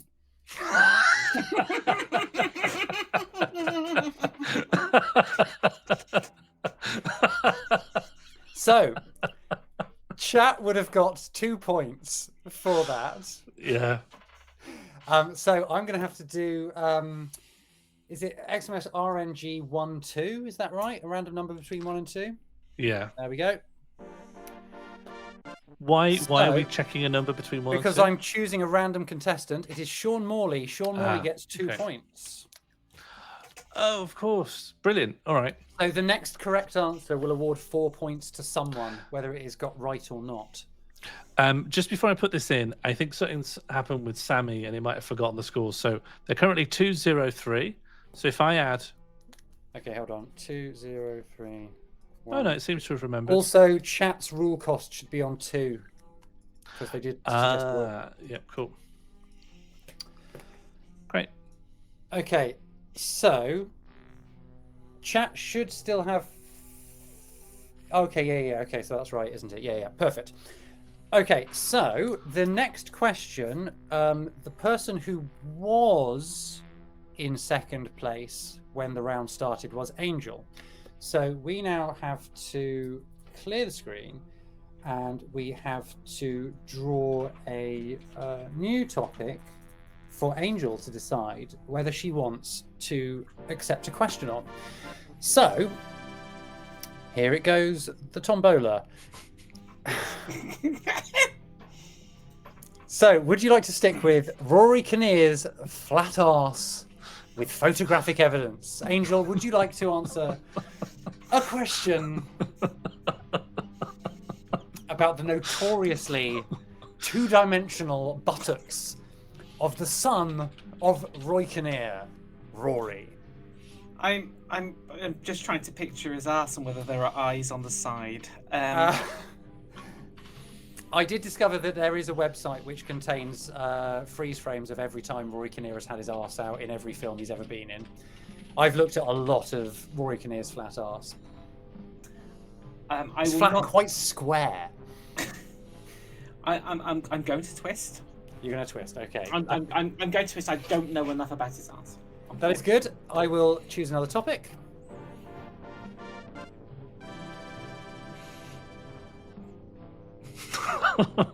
You got 2-pack, my dear. Right, so let's ask a little question of ChatGPT. So I am generating some medium difficulty. Okay. Now again, these I'm going to ask the question in brass instrument inflected English, but it is going to be the text as shown on the screen. You've got to correctly imply the answer. There's a couple of questions in here which I cannot read out because of a certain word contained within them. Mm-hmm. I'm eliminating those from the options. And I appreciate you doing so, thank you. Yep.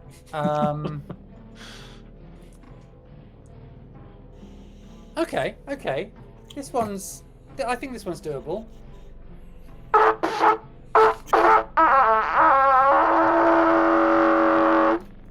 Tupac Shakur was involved in a notorious East Coast West Coast rivalry.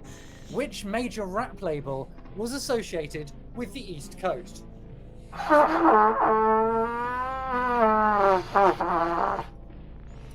So that question again, do you know what I can? What's going to be the? Yeah, I'm going to put the question on the screen so we can see it. Yeah. Please, because I'm not gonna remember. That's okay. Sorry, the horn does blast the question out of you quite quickly. Which major rap label is from the East Coast? So Tupac Shakur was involved in a rivalry between the East Coast and the West Coast.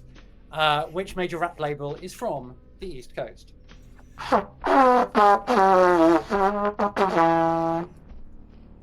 I'm just enjoying the trumpet so much. It's so glorious. Can I have some more? Okay. Thank you.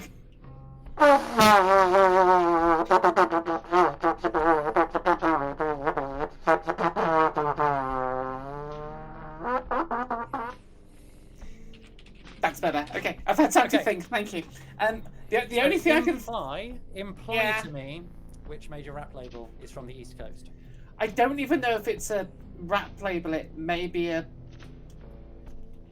old school section of BBC Two programming. I'm not sure. But it's really not, is it? This is completely wrong. But I would like to imply a hard of hearing condiment. That's a very good implication for the record label Def Jam. Unfortunately, the answer is Bad Boy Records. That's Bad Boy Records. Def Jam is, I think, a West Coast label. So that means that 4 points will go to a random person between 2 and 3. So 2 for Sean, 3 for Chaps. Come on. Sean gets 4 points. This should it double because only correct answers double the points. Oh, correct answers receive points that double each time. Okay, No. you can only have 2 points then. That makes total sense. Yeah, good point. And so, the points been updated? Yes, they have. Good. So finally, it is Sean's turn in this round. I'm going to generate a new topic, and Sean can decide. Oh, I should have cleared the. I'll clear the top in a second. So the new topic is nacho cheese. Do you want to stick with nacho cheese? This is one area where me running the game and playing the game gives me the advantage because I know the kind of topics that come in, and I hate to say it, but nacho cheese is probably easier. It's probably on the easier end Than of 95% of the other topics. Yeah, you're entirely right. I think if you're a regular viewer, you would know that that's the case. I don't think being a host is too much of an advantage. So, are we going to do a nacho cheese round? I hate to say it, but That's okay.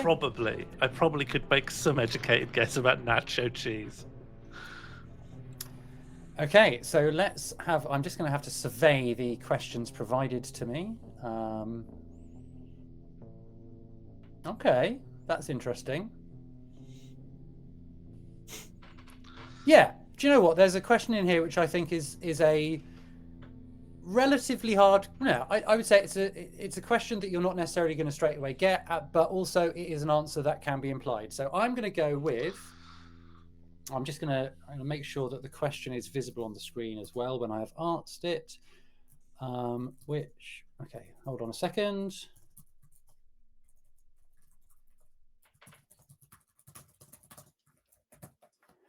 Okay, so the question is, which fast food chain is often credited with popularizing the use of nacho cheese as a topping for chips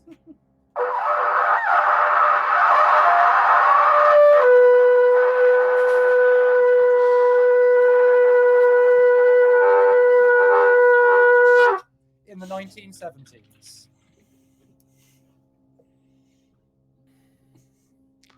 So, which fast food chain popularized nacho cheese in the 70s? Imply me a river. Imply me an answer. I'm getting a bit of a lipstick embouchure here, but I'm okay with that. Which fast food chain popularized nacho cheese as a topping on chips, as in Chips. like Yeah, yeah. tortilla chips? Yes, I would imagine that is the implication. Yes, because that is, yeah.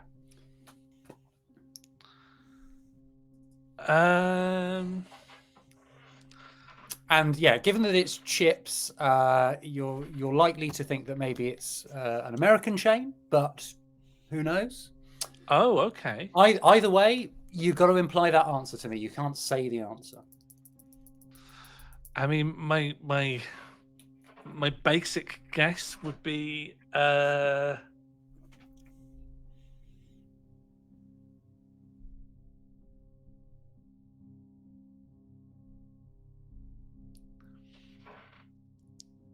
folded bread Liberty.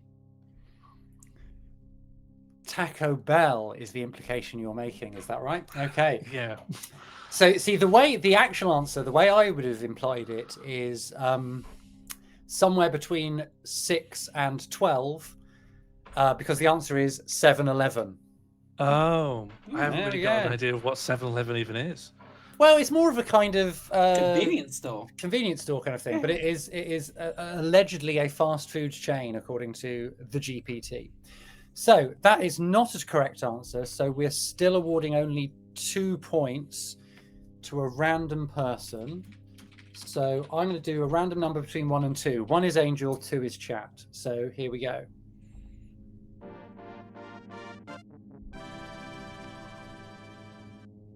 So Chat receives 2 points, please. Sure. People are telling me that tacos doesn't contain any bread, but you can have soft shell tacos, can't you? Isn't that a flat bread? So that is the end of round 2, I think, isn't it? We've all had Chat's done one, Angel's done one, and Sean's done one. Perfect. So that means we progress to a rules round. And I would say that given that it's only 10 to 9, we can do a rules round and then one more questions round. Does that sound good for time purposes? Are we okay with that? Sounds good to me. Okay, so the rules go in points order, starting at the bottom and going up. So Angel, have a think. I'm just going to give Chat the option of, let's have a see. Oh, new rule. Yes, no. So, Chat, please vote on whether you would like a new rule or nay. And when I get to you, we will figure out what that is. Angel, would you like to exchange your one of your 2 points to add a rule and replace one of the currently existing rules? I think I need to, because I've been screwed over by the RNG there. And my own inability to remember East Coast rap labels. Is Def Jam actually left coast? Left Sure. Coast, yeah. Left coast. Yeah, left coast, yeah. I feel like Def Jam, I think, is West Is Coast. it? So someone in the chat can. I'm not. It's the I've only got- one I could think might be a thing.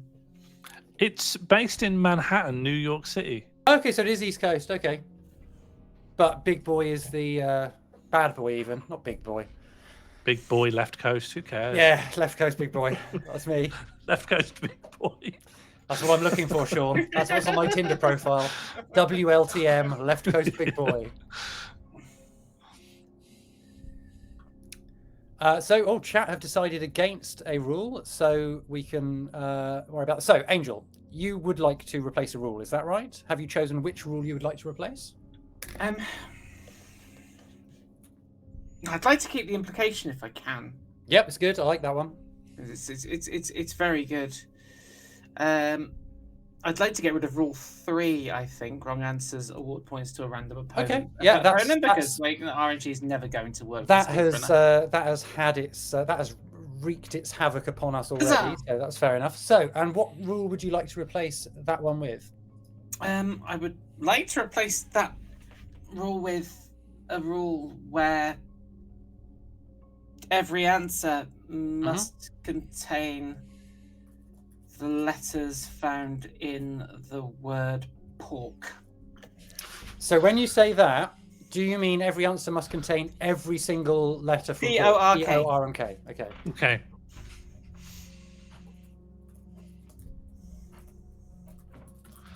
just going to write the word pork down in my notebook just so I can think about them. Can do that. Do you think that I've expressed that rule correctly? It might be helpful if it was a one character wider on the screen. Yeah, I'll one character widen it. Thank you for widening my wide boy from my east, from my north space coast. So chat has said they don't want to rule, so the only person left to rulify is Sean. Do you want to forfeit? Oh, actually, can you remove one of Angel's points and add one to her rule cost, please? 1 point, 2 rules. And Sean, would you like to forfeit 2 of your points to add a rule? I would. Okay.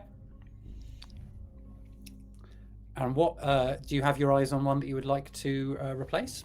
I like all the rules that are here. They're good I wanted rules. to add more in, but I actually don't want to remove anything we currently have. You can always replace a rule with a rule that Curry boy restates tipped the rule. £30. Oh, hello. Oh, Randomize everything immediately and order Morley curry, but like a Randomize takeaway one. everything immediately and order Morley curry, Oh, no. but like a takeaway one. We're back in the curry zone. I'm assuming that's a pork curry. Yes, the response to this must contain a P, an O, an R, and a K. So thank you, Curry Boy, for that very generous £30, which is kind of generous in some ways, but also is kind of like Findom in that money has been provided with stipulations on how it should be used. Yeah, what? I can buy a curry, but I've had my dinner. I've had my dinner now, and it doesn't say I have to eat the curry. So what the it immediate feels like is I'm paying for a curry to come to my house. Yeah, may I point out the rule has the word immediately in it. Mm-hmm. The immediately is in randomize everything, but the order Morley curry but like a takeaway one does not is not included in the immediateness. So I would say that you can wait until tomorrow or later in the week and use that money to buy a curry. It does say, randomize everything. Should we get that on the screen so we can scrutinize the wording together? Yes. Rule 4, randomize everything. I'm going to type it in verbatim.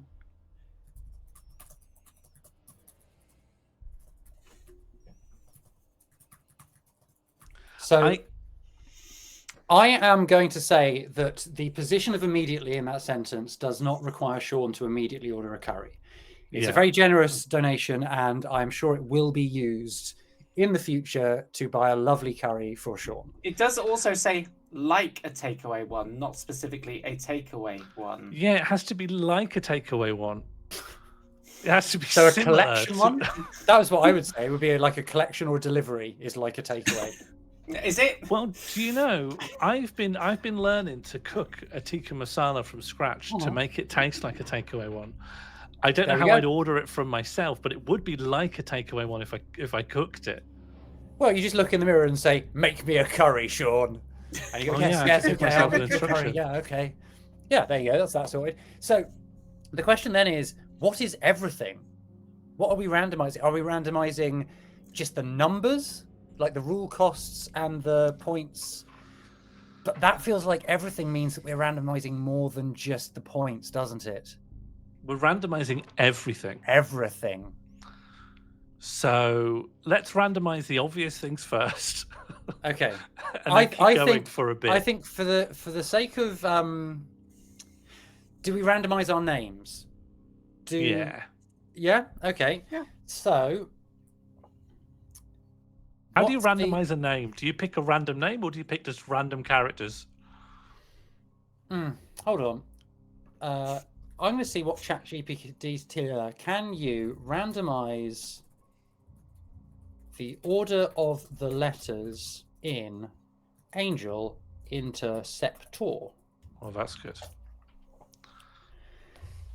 Okay, so can you please change Angel Interceptor's name to GT?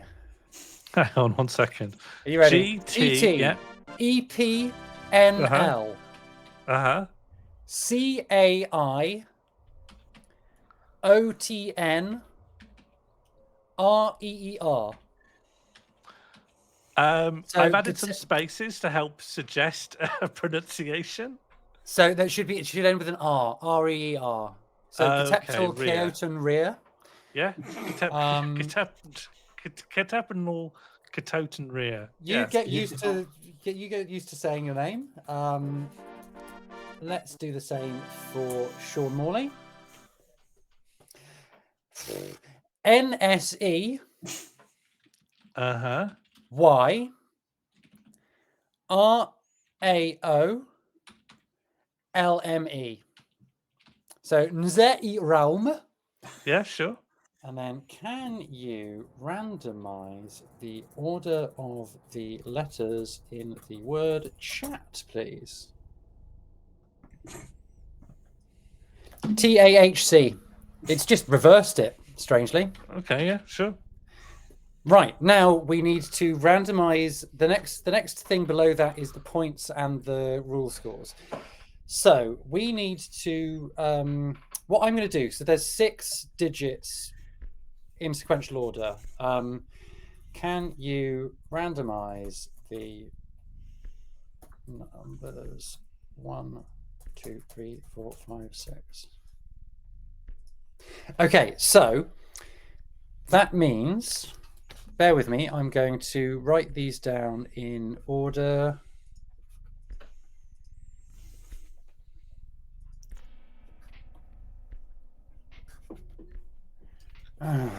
Okay. I'm sorry, to Gatepnal Chaoton Rear, you now have 2 points and your rule cost remains 2. Okay. Nzei Raolme, Okay. your points have gone down, I'm afraid, to 2. Okay. But your rule cost has also gone down to 1. Oh, that's not so bad. And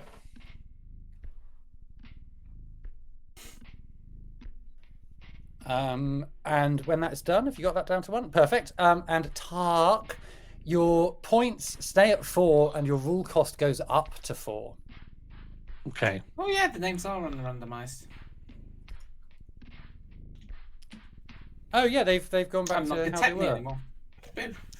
Oh, it's because it remembers people's values. Dang it. Because these are all automated, but I've never thought that I'd need to automate this. I'm going to Control Z my way out of this. Uh-oh. How far have I Control Z'd here? You've gone back to Rory Kinnear. I've somehow gone back to Rory Kinnear. But not Rory Kinnear's flat arse, just Rory Kinnear. We've passed the flat arse threshold. Yeah, what's happened here? Can someone who's never spoken say something so that so that this goes away? Is anyone here lurking? Has anyone here been lurking? Could you say something to get rid of the mono bit?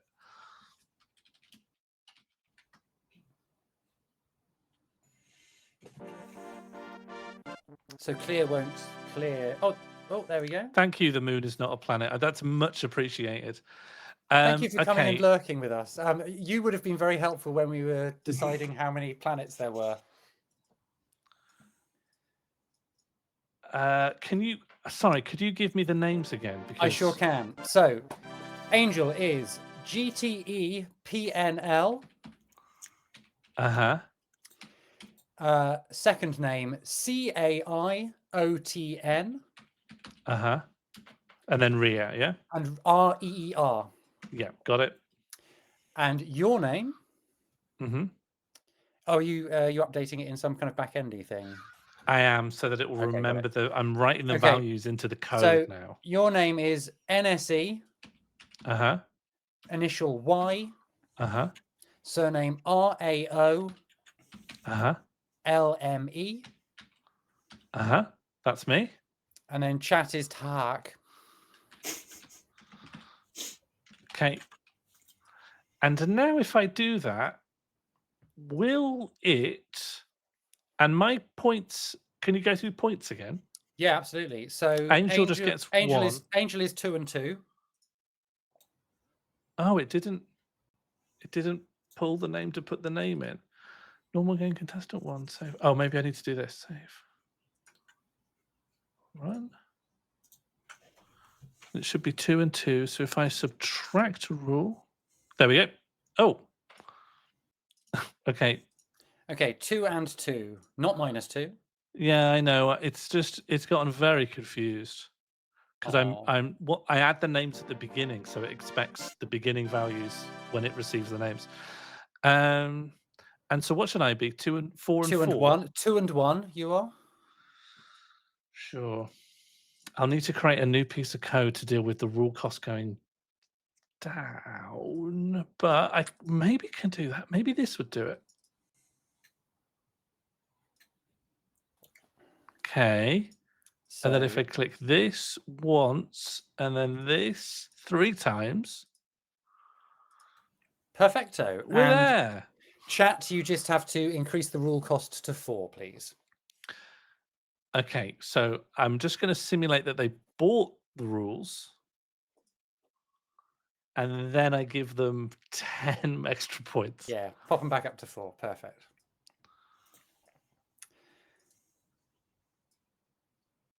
Who would have thought? That's it. Keep going. Yeah, you'll get. Yeah, you're doing well. Come on, you get. Yeah, There we you've go. got there. Okay. So that is everything in terms of like controllable text on screen. Do we have to randomize the rules somehow? What would that look like? I mean, we probably are obliged to do it, yeah. Yeah. But I don't have What a it's clear going to do idea of. if we do it the same way that we did the names, we're just going to get nonsense, and therefore the rules will kind of disappear. Could scramble the words, scramble it at a word level.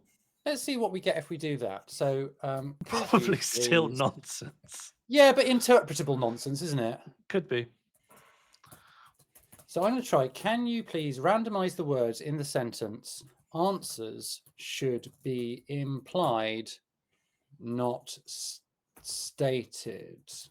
Are you going to randomize the words of each rule at once, or do you want to collect all the words of all the rules, create a collective like that, and then pull out 4 rules from that collective melting pot? That's good. Yeah, let's Thanks. do it. And then we'll play 1 round with these randomized rules. Yeah. And also, I just want to say, if you read the rule auction, it says randomize everything immediately. So that has to be done before we even think about the curry. Bear with me.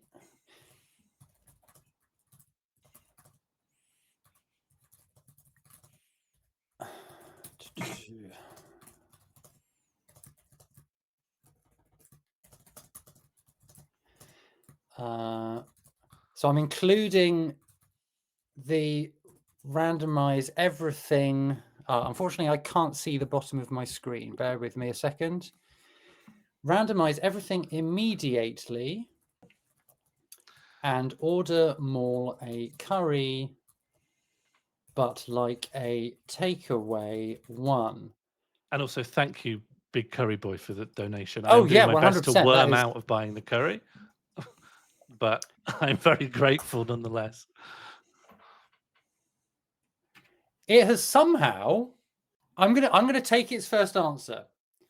Okay. I think it's lost some words along the way.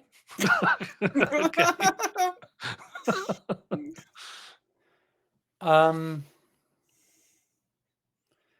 How are we going to split this up into 4? So I've got 2 lines of text. I'm going to split them kind of evenly. So right, I'm typing these in, okay? So this is my job. Rule 1. Okay. I wonder how the words takeaway and curry are going to end up in here. Just to let you know, Angel, in the last episode, or the episode before, someone did donate and curries were ordered to houses. But I made it clear, I don't know, I made it clear there was some discomfort at me being able to force us to buy food. Okay, sure. That's fine. Yeah.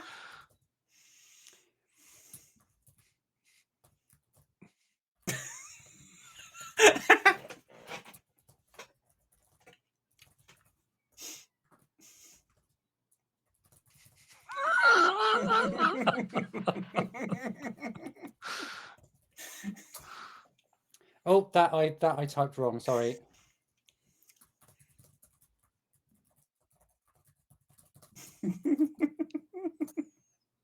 And I believe we now have 4 new rules. So that means that the randomization has ended because the rule about randomization has disappeared Yes, through the so there's process no of point. randomization. Yeah, there's no further randomization to be done because nothing is compelling us to do any randomization.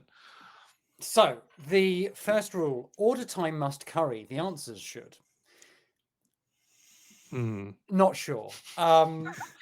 Yes. Order time must curry. Must curry. Order time must curry. The answers should. Well, you know how you can curry favor. Yeah, that's what I was kind of thinking. What's the etymology of currying favor? Currying favor is like is inculcating. It's fermenting favor, isn't it? It's creating favor. So I'm feeling like that to me says that time has to determine the answers. Does that? The answers. Yeah, should... order time must curry. The answers should. So instant answers. Yeah, that sounds like there's a time. that sounds like there's a time limit on the answers. Okay, fine. Right, I'm happy with that. That double points contain randomize immediately, Morl. So Okay, so there's a chance. Anyone who's got double points should be swapped around. I've got an alternative suggestion. Okay, yeah. I'm the points might double when people get a correct answer, but I flip a coin to determine if it does. Perfect. Okay, and I'm Morl, and I randomize immediately. So I'm leaving the rules on screen as they're stated, but I'm going to write them down in a. So number 1 kind of means we've got a time limit to be determined. The second one is points double coin flip. Number 3, receive P, letters KOR, every each implied be not. So you can't use the letters pork. Yeah? Yeah, because of the be not. So be not. Yeah. So receive P, and I think it's 2 parts. Receive P means the answer has to contain the letter P, but not KOR. Oh, okay. Yeah, you receive P. Yeah. So include P, not orc. Yeah. Yep. Rule auction, the and takeaway like answers correct, but this is hard, this one.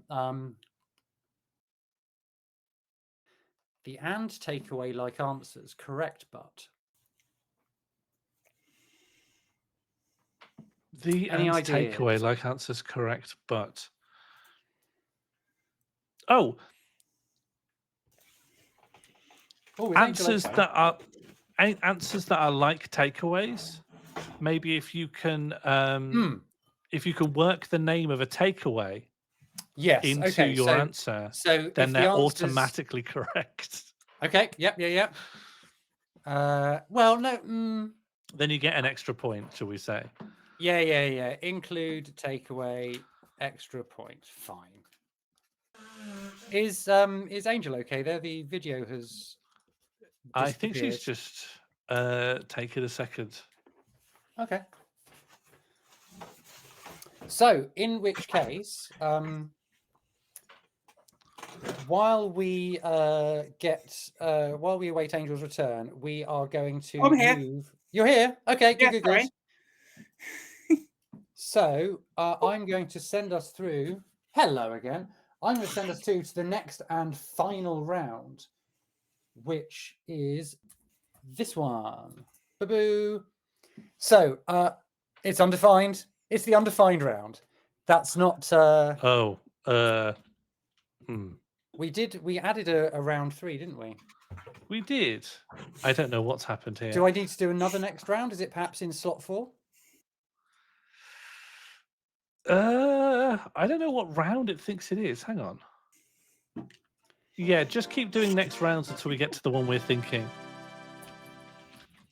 Okay. No, it's undefined. Okay, so I'm going to explain what this round is. I don't care that it's not on the screen. The round is based on the starting rule set of the game. We were talking about implying answers and implying questions. So this round number 3, is called Avoid Negative Implications. And if I remember rightly, when you provide your answer, you must in some way, whether real or metaphorical, offset the impact on the world that has been caused by using AI to generate the questions. So we are going to avoid negative implications by doing a kind of metaphorical offsetting of the carbon impact or the psychological impact of using ChatGPT.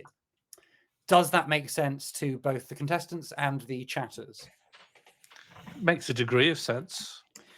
I'm going to arbitrate this. I want you in some way alongside your answer to explain to me how you're going to make the world better. Does that seem fair? Okay. Okay. So we're going to do a question each. We're going to start with the person with the most points at this point, isn't it? So I'm going to generate a topic for chat. So shuffling the deck. What is going to come up? So it's bread making. So let's get some questions on the subject of bread making. Right, so let's look through these questions.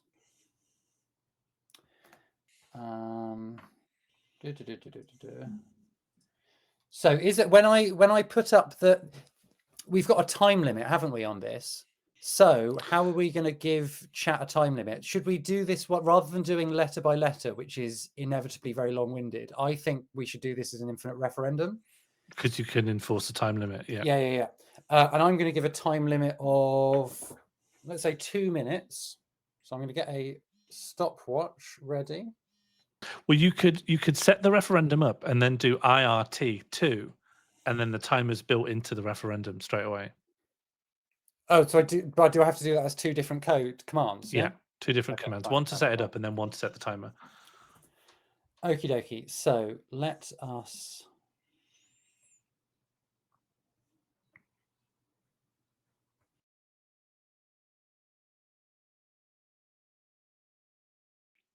Bread making questions. I think there's a long history of bread making. I've never made bread. Oh, No, never. I've made the only bread I've made is I made Christmas tree ornaments out of bread dough. I made one of the baby from Eraserhead. Oh, nice. Ooh. I used to make a lot of flatbread because it's harder to go wrong. You don't need the rising to go okay. I don't think I've had an oven in a decade. I think that makes it quite difficult to make bread, doesn't it? I'm Are sure you there's still bread sans makers, oven but- now? Yeah, I just don't have an oven. Oh. So you have 2 minutes, chat, to answer via the medium of infinite referendum. What is the auto-lies method in bread making? Oh, jeez. And if you can include the name of a takeaway, you get an extra point. If this should include the letter P, but not the letters O, R, and K. And if you get it right, you'll double your points on a coin flip. And also, you need to tell me how you're going to make the world better. So get that all in. As Yeah, concise you've got as you less like. than 2 minutes. You've got less than 2 minutes, guys. Come on, time's a wasting. I'm liking to think here that they are going to wait a little bit to figure out exactly how to express themselves. Okay, looks like Oracle of Truth is has provided an answer. Now that just has to be manipulated through at least 4 inscrutable conditions before Knowing being the entered. answer at the moment, is- knowing the is answer about is so 1/10 much. of the battle. Exactly, it's only the beginning. Then you've got to push the rock up the hill. Ultimately, if you get the answer wrong, but you just put the name of a takeaway and how you're going to make the world better, then that's fine, because the answer has to include P but not orc. I believe that the making the world better is a separate thing, not included in the answer. So I'm only going to be scrutinizing the question answer for the letters contained in it. You can add, for example, KFC, even though it contains the letter K, I will accept that because it's a takeaway. It's not part of the answer. That's I'm being kind, I think. Yeah, maybe a bit of kindness is necessary for anyone to score any points from now on. Oh yeah. So it looks like that has finished, and the answer is I will self-digestion myself at KFC. So unfortunately, does not include.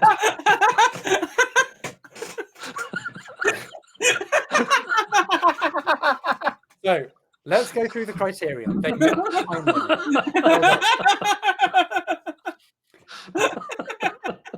limit. It does not include the letter P. Unfortunate. They've got round the O rule by using a 0, which I will be lenient about. However, they still did not include the letter P. They have got 1 point for referencing a takeaway. And Okay. I would say that someone turning themselves into chicken to be eaten by other people, to be breaded and fried, is good for the environment. So I'm awarding 2 points to chat for that answer. And should I flip a coin to see if we're doubling it? Yeah. Flip Okay. a coin. Let's see if they get 4. So I've got a €2 piece. So be mindful that tails, heads is Europe. Don't know how you could see that. Maybe not at all. Maybe not at all. Heads is Very badly. Heads is the number 2 with Europe next to it. I'm kind of And seeing 2. Yeah, and then tails is this big bird here, a big eagle. God, I can't Okay. get the webcam to focus on this at all. So I would say, well, there we go. Yeah. So I would say if it is the number 2, we're going to double the points. Oh, that's good. Yeah. And in fact, an easier thing to focus on is the ridge of this does not contain stars. God, I can't get it to focus in at all. The ridge of this, there you go, 2. Okay. All right. Okay. So we're looking And now for we the flip. 2 on a starless border. Yeah. And your result is that's a bird. That's a bird. Unfortunately, therefore, only 2 points to chat for that round. Okay. So let's do the next question to. I'm going to give Sean the next question.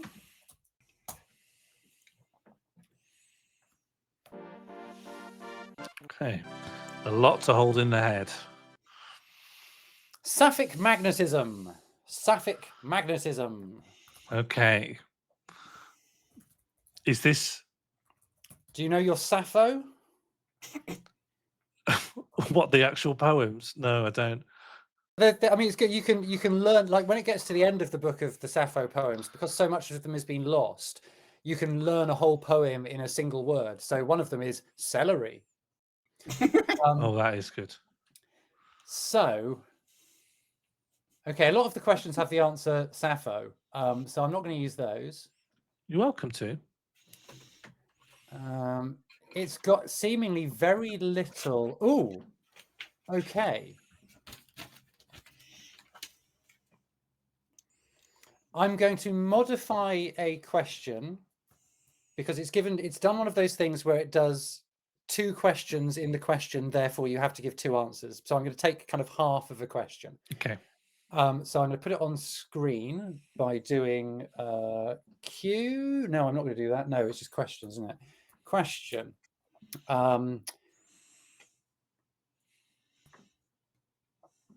What? Yeah. Okay, got it.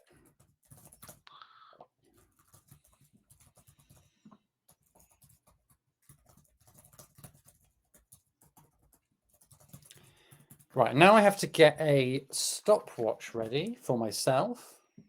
Let's go to the stopwatch page. Stopwatch. No, world timer. 2 minutes. Okay, Sean, when you are ready, please provide an answer meeting all of the conditions that I'm going to have to remind myself of in a bit to the question. What is the meter in terms of number of lines and how many syllables are in those lines of the Sapphic stanza. So the Sapphic stanza is a form of poetry devised. I'm not entirely sure if it's attributed to Sappho, and you need to tell me how many lines are in that stanza and how many syllables each line contains. So if we were asking this about haiku, the answer would be 575.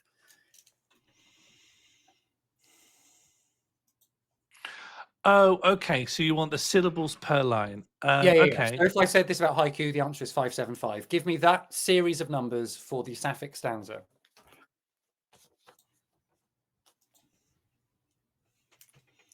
And remember, you've got to include a P, but not an O, not an R, not a K. If you include a takeaway, you get an extra point. And how are you going to make the world better?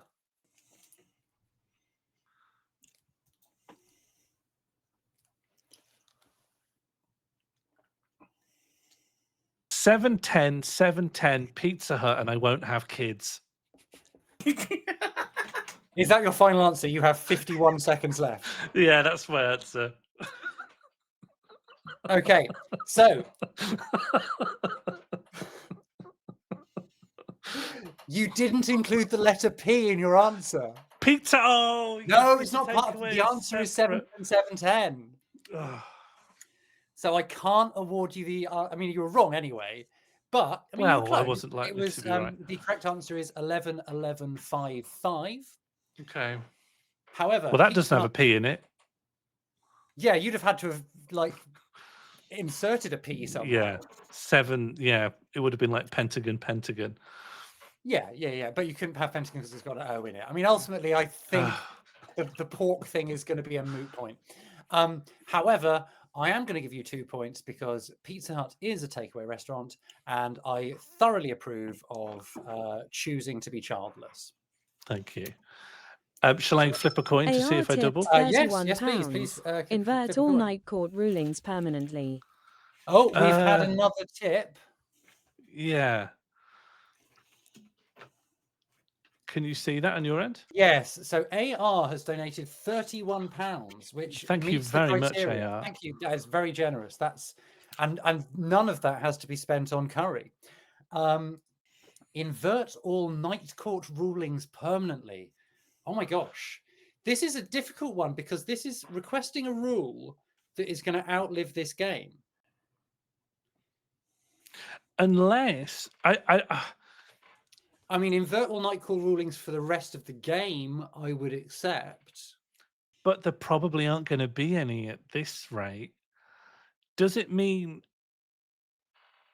all night court rulings in the past? Which would mean that like different people win previous games. I think we put the rule into effect going forward. Hold on. I'm going to put it into the screen so we can all see it and all contemplate it. While I'm doing that, please flip a coin and decide if you get 2 or 4 points, Sean. Yes, of course.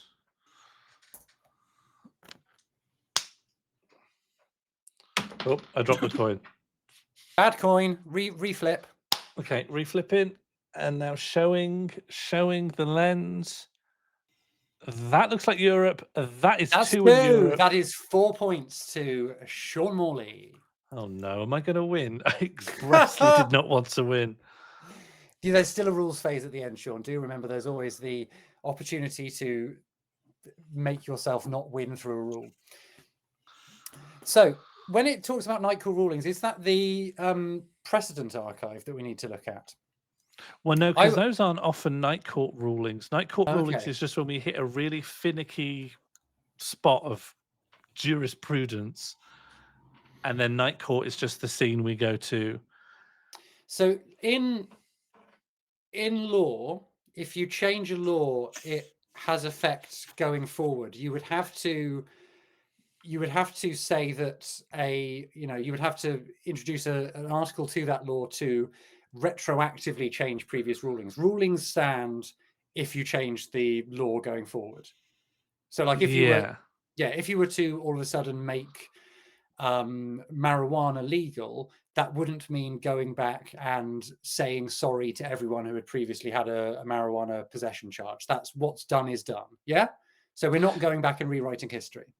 And also, it's borderline impossible because Yes, well, entirely. But I think within the legal system, that is an acceptable way to interpret. So what that means is, are we willing to accept the addition of a rule that means that if in future there is a reason to go to night court, we're always in Bizarro world, where whatever seems the most reasonable final conclusion is we're rejected. going the other way. Yeah. I quite like that. Bizarro night court going forward. So everyone's looking to put forward the most specious, bad arguments for their position. Sure. Yeah. Bizarro Then night court. Do we want to be over here in? I think this will have to be in the Precedent Archive, episode 19. From episode 19 onwards, Night Court is in Bizarro world. It's in the mirror universe. Everyone has to have goatees like in Star Trek. Okay, so in episode 19, we created the ongoing precedent. Yep. That you see, if this rule had been donated for like £3.07, I do not think this would be going in. I think. Yeah, we just have to honour this completely disruptive rule because it's like in all £31. like in all democracy and governmental legislation, someone throwing a load of money at it will cause things to happen no matter what. Yeah, we will bend to that. All Night Court judgments Netherlands Estonia are tipped inverted. £33. Oh, Sean, I'm sorry. Serenade. Yes, so that's entered into the Precedent Archive, but there is now a new rule for £33. Yeah, I didn't see it. Oh, thank you very much, D-Dan. D-Dan has tipped £33. Just simply trumpet serenade. So unfortunately, as Precedent has stated, until the new rule is on the screen, we are still abiding by the previous rule. So the permanent Bizarro Night Court is in effect from now on. That got written in before I saw the new rule. So, do you think that I need to serenade you immediately with the trumpet, or should we save that to play out the game? Actually, it would be nice to play out the game. Yeah. So let's say that even if someone is an absolute loony and donates more than that, I'm going to play the game out with the trumpet. Yeah. As a for as long as I can breathe. Let's go for it. Okay, so that's all dealt with. We are now on to the final question of the game, which is going to Gatepnor, Chaoten, Rhea. And we need to establish what the topic is. Topic. I can't believe I've lost my ability to get a point for adding a fast food restaurant. Oh, yeah, I'm sorry about that. That has disappeared, hasn't it? Yeah, it has, hasn't it? So, Frank Grimy Grimes is the topic. One of everyone's favourite. You familiar with Frank Grimy Grimes? I'm aware of Frank Grimy Grimes. Yeah, we all are, aren't we? I think so. Right, so bless you, ChatGPT. I will not be asking question number 1. What is the full name of the character commonly known as Grimy in The Simpsons?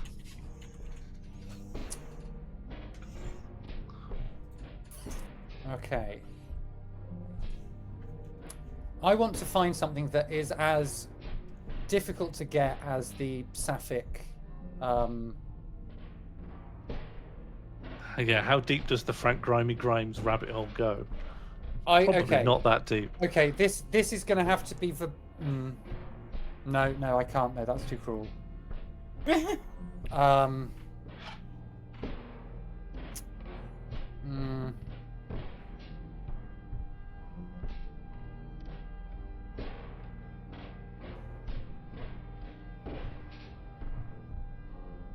Okay, right.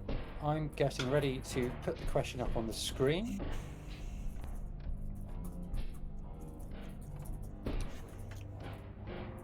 Yeah, the question that I decided against was a 6-word catchphrase of the character, which unfortunately contained far too many letter P's. So I thought. Yeah, fair enough. So I need to get a 2-minute timer ready for Katepnol.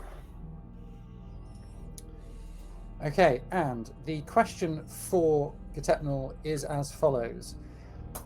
What tragic event leads to Frank Grimes' death in The Simpsons?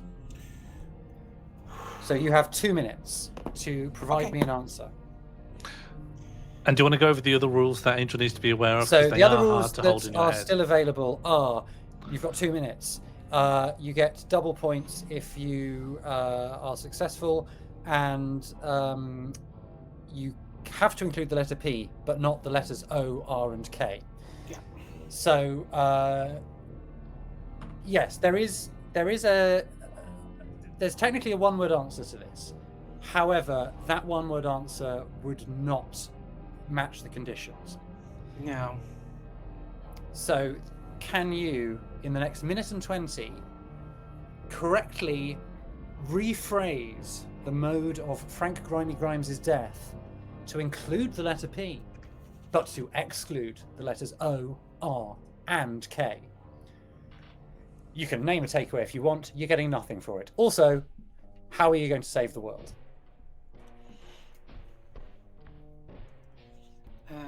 Okay. Oh, this is hard! You have 45 seconds. I can to go. do this. I can do this. Oh no, I'm sure you can. Oh. I have faith in you. I have great trust and faith.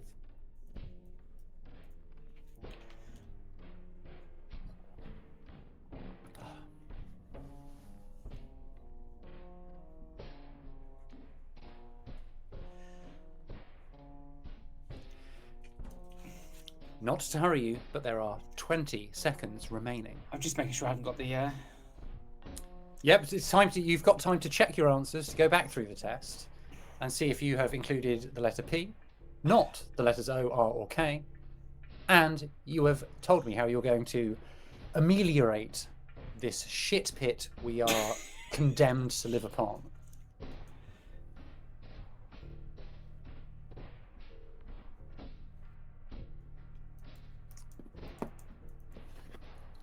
Okay. All right. Okay. That's good. Okay, you're Okay. in time. Perfect. Just in time. What is your answer? Pitiful, flashy, electric death. Pitiful, flashy, electric. It has an R in it. I'm so sorry. That No, is it doesn't. not My spelling doesn't. It's like I don't spell electric with an R. As you can see there. You have written it electric. I've actually put elect2, electuck, because that's a U, as you can see, because my spelling's there. Awful. Unfortunately, the kind of crucial part of being electrocuted is the electric aspect. So, if the word isn't specifically electric, I'm not sure. I reckon if you go back to the 70s and you look up flashy names that power companies used to sell their product, I'm pretty sure electuck. And are you is the part? I'll ask Cora. Is the word death at the end of there? Is that how you're proposing to make the world better? No, mass slaughter. No. Or your own death. It's actually not. The way that I'm going to make the world better is I've actually reused the piece of paper that I wrote that down on, which is very good. which is all of my. It was implicit within the mode of answering. That is very good, and I will give you 1 point for that, but no point for the answer because unfortunately, it either didn't include the correct answer or it did include the letter R, depending on how you interpret it. Well, I get 1 point for either or then. No, you don't. You get neither. No. You get 1 point. You get 1 point for recycling. That's okay, all that's you fine. get. I have sacrificed all of my notes from playing the Mega CD game Night Trap. Does that not count for anything? It's contained within the same point. That point has been awarded. But you do have the chance, through the flip of a coin, to achieve either 1 or 2 points. So, here's hoping. Nuseti Raulmer, please spin that disc. Disc spun. Disc revealing now. disc is... That's a no. That looks like the bird to me. Sorry. That's the bird. That's a single point for That's fair. Gatepnol. And that is the end of the questions. And we're only 10 minutes past the established 9:30 wind down time. So we just have a single rules phase left to do. So the first person is the person with the least points. So that is going to be Gatepnol. So if you would like to change a rule which will have an effect upon the victory state of the game, now is the time to do it. It would cost you 2 points, taking you down to 1 point. And bear in mind that both Chat and Tark, and Nasser are going to have an opportunity to make rules subsequent to that and potentially overwrite it. So the sensible option is to put in a rule that has an immediate effect, because it might then disappear after that effect has taken place. Do you see what I'm saying? Do you see what I'm saying? This is stress. What I'm going to also do while you have a little think about that, I'm also going to give Chat the poll on whether they want to change a rule or not. So poll, rule change, yes, no. So Chat, you spend your time choosing 1 or 2, 1 for yes, 2 for no, if you want to change a rule when it gets to your turn. So Gatepnol, back to you. I'm sorry for moving away. Do you have a rule which you would like to submit? Yeah, if I can change it to points are based on the number of vowels in your name. That's perfectly valid. Yep, yeah. Okay, cool. So when you say that, before we enter that in, that means that you want... can you clarify? Do you want the number of points as they currently stand to be replaced with the number of vowels? Okay. And which rule slot would you like to replace? It doesn't honestly matter because there's no questions left. So I'll put number 1. I'll put it in rule slot 1. Okay. Vowels in name equals points. So that means that 1, 2, 3, 4, 5, 6 points to Gatepnol. 1, 2, 3, 4.5 points to Nasser, and 1 point to Chat. Okay. 4.5. And Chat has 1. Okay, so Chat has now said that they would yes like a rule. So I'm going to do an infinite referendum. What rule and where? And I'm going to make this a little bit quick. I'm going to give it 3 minutes for... Oh, I probably should have cleared before that, shouldn't I? Does that matter? It's still got the winner of the previous thing on. Well, now that clear has happened and the name of the question's gone, let's just Okay, do the let's whole do it again. thing Let's over. do it again. What rule and where? And then IRT 3. Okay, you have 3 minutes starting from now to suggest rules, vote on those rules, and so rule 3, sapphic magnetism is a suggestion. Rule 2, in this house we stand and salute trumpet playing while humming along. I genuinely do quite like that rule. Random rule phase in number 3, a perennial, a new popular favorite of the stream is choosing some garbled transcription of something that was said in a totally different context and trying to interpret that as a rule. And 4, a bonus point for every letter not in your name. Interesting. That's good. That one is good. I mean, ultimately, the where of it is going to be pretty irrelevant. I think we've not got any more questions left, so we don't have to. Yeah, it doesn't. Ultimately, it doesn't matter. We just need a choice to be made by the chat as to which of these rules is left. There's probably only, I don't know, minute and a half. I don't know. I can't. I don't have a very good body clock. Rule number 9 is not going to be allowed.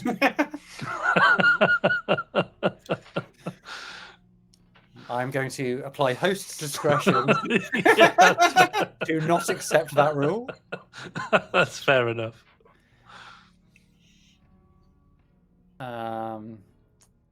So What's currently winning here? Rule number 7, any percent no out of bounds. That would be a head scratcher as to how to interpret that. Winning at the moment, we've got a tie between saluting the trumpet and bonus point for every letter not in your name. Oh, trumpet's coming ahead. Current names run through Google Translate, detect language between English, best name wins. That is a very good rule. I'm almost hoping for a tie between 2 and 8 because I would happily implement both those rules. Number 8 has drawn out ahead. What are we on? I'm gonna just pop a vote in for the trumpet one as well. And do you know what? They could both win, right? They could both win and both. Yeah, they're go not. in. Yeah, they're not. They don't contradict each other. Yeah. So, I think that may be the end. There we go. So we have rule 2.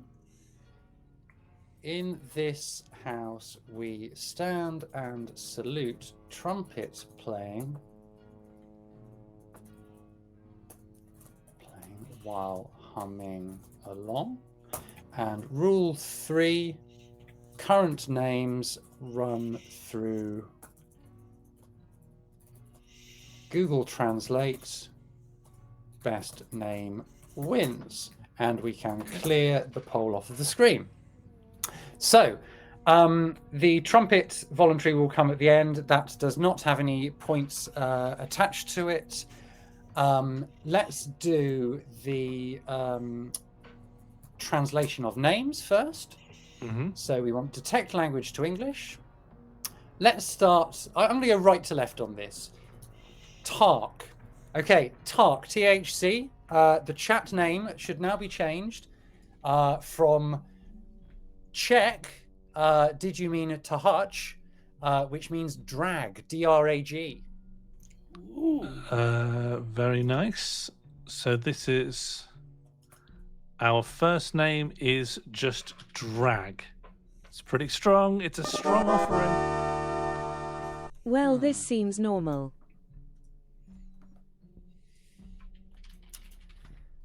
Unfortunately, Naseti Ra-Olme is apparently English, and so it remains Naseti Ra-Olme. All right. And finally,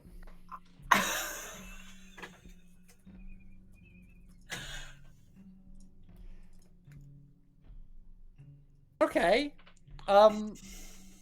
Gatepnal Carton Rear is not entirely translated, but it has decided it's Somali, and it means Gatepnal Cotton Family.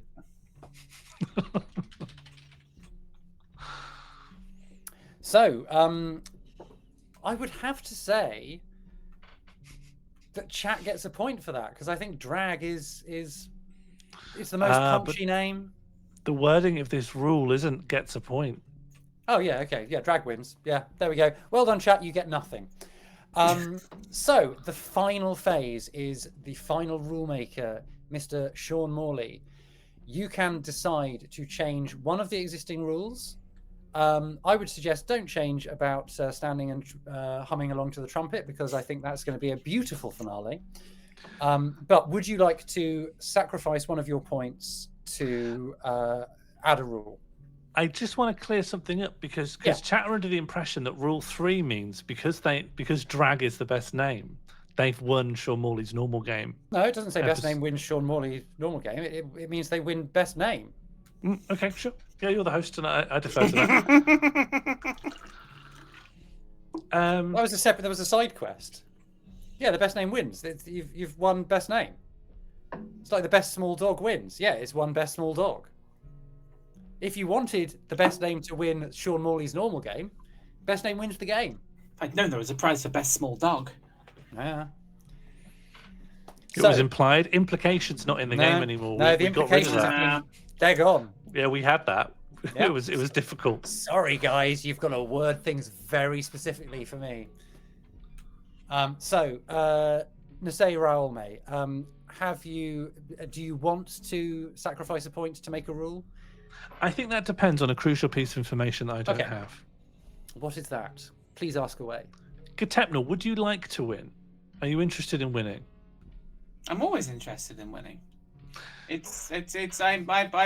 naturally drawn to competing in things Someone's getting around the negotiation table here. which are meaningless. I've just lost the negotiation, but I'm naturally drawn to such things. Then I might not put a rule in. I don't have any desire to remain in the competition. I was forced into it. If it happened that victory was unavoidable, but I'm not winning. And I take that with grace. And to be honest, the reason that Katepnal has won is through the genius of having lots of vowels in their name, and they applied that rule. They played the game well.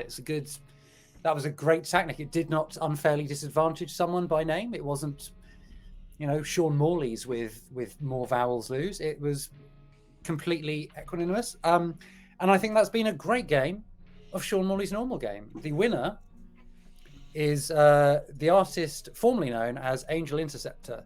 So, Sean, you can take yourself off the screen now. We don't need you for the rest of the episode. Bye.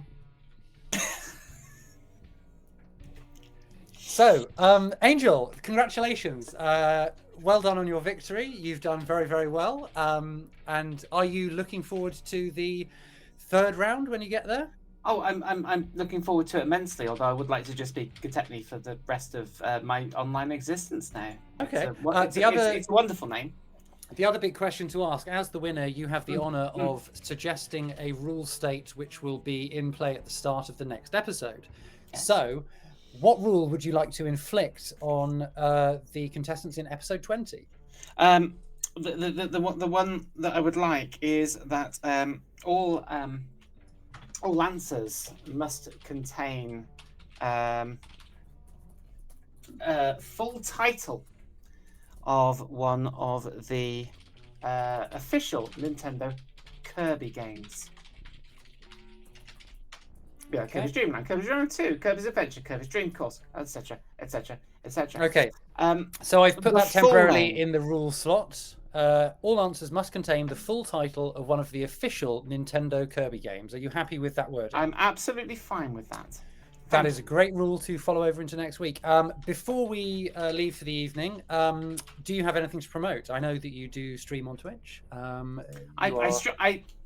you. I stream every day. It's all nonsense. Today I spent 6 hours trying to beat the first game I could never beat, which was School Days on the ZX Spectrum. Okay. I enjoy a challenge. Was School Days mentioned in one of your live shows as well? I can kind of picture the cassette tape cover to it. It very much was. Your memory is amazing. Thank you. Was. Are you gigging much at the moment, or have you got any gigging plans? I'm barely gigging. I have a show called Diary of a Wimpy's Kid based around my YouTube of Wimpy's in Leicester in February.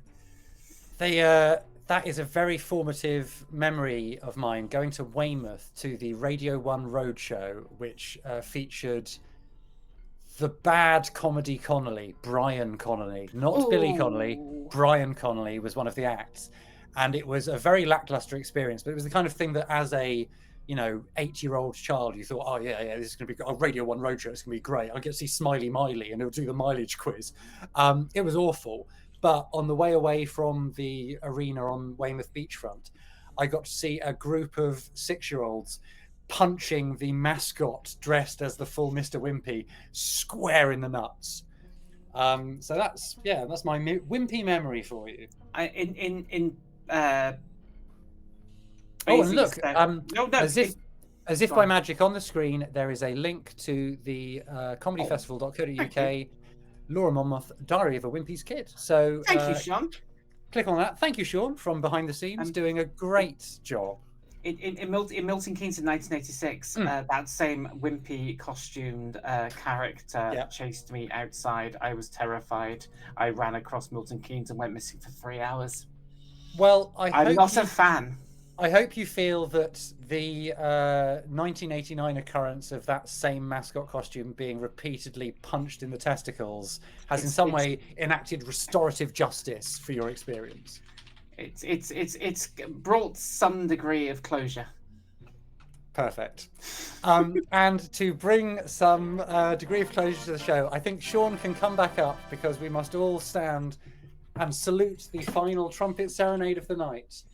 And thank you everyone for coming along as I have substitute taught the Sean Morley's Normal Game, episode 19. Thank you, Sean. Thank you, Angel, and congratulations. Thank you, chat. And get ready to stand and salute the trumpet.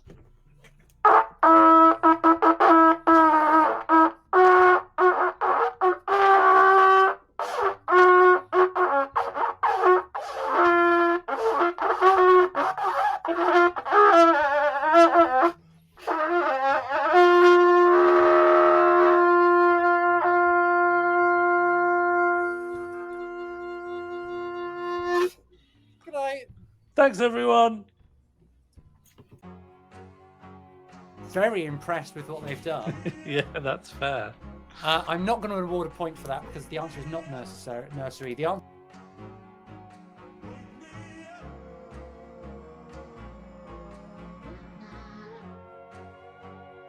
provided by ChatGPT is prawn farming.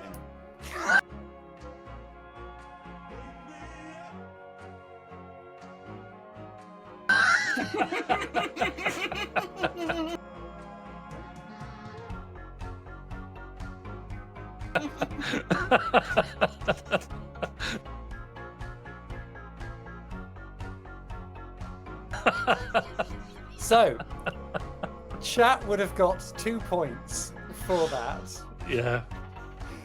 So I'm going to have to do, is it XMS RNG 1-2?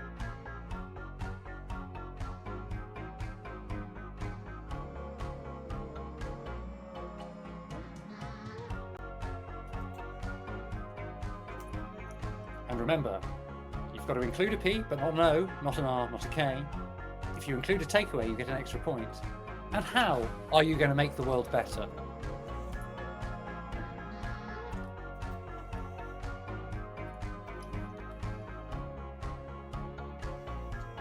$7.10 Pizza Hut, and I won't have kids.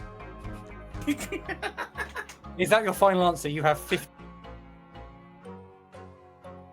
Is from the East Coast.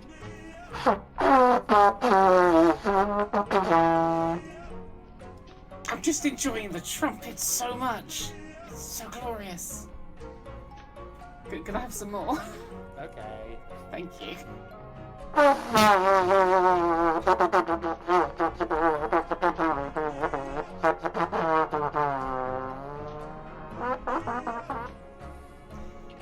That's better. Okay, I've had time to think. Okay, chat, your question is, what is the term for farming prawns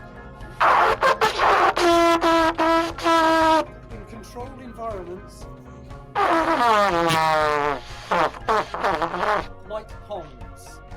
So if you could please provide an implication of the answer to that question.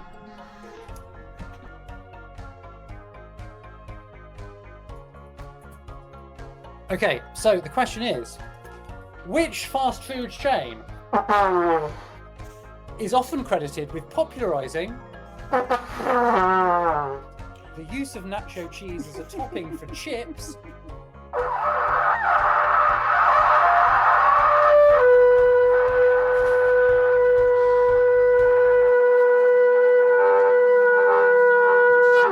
in the 1970s?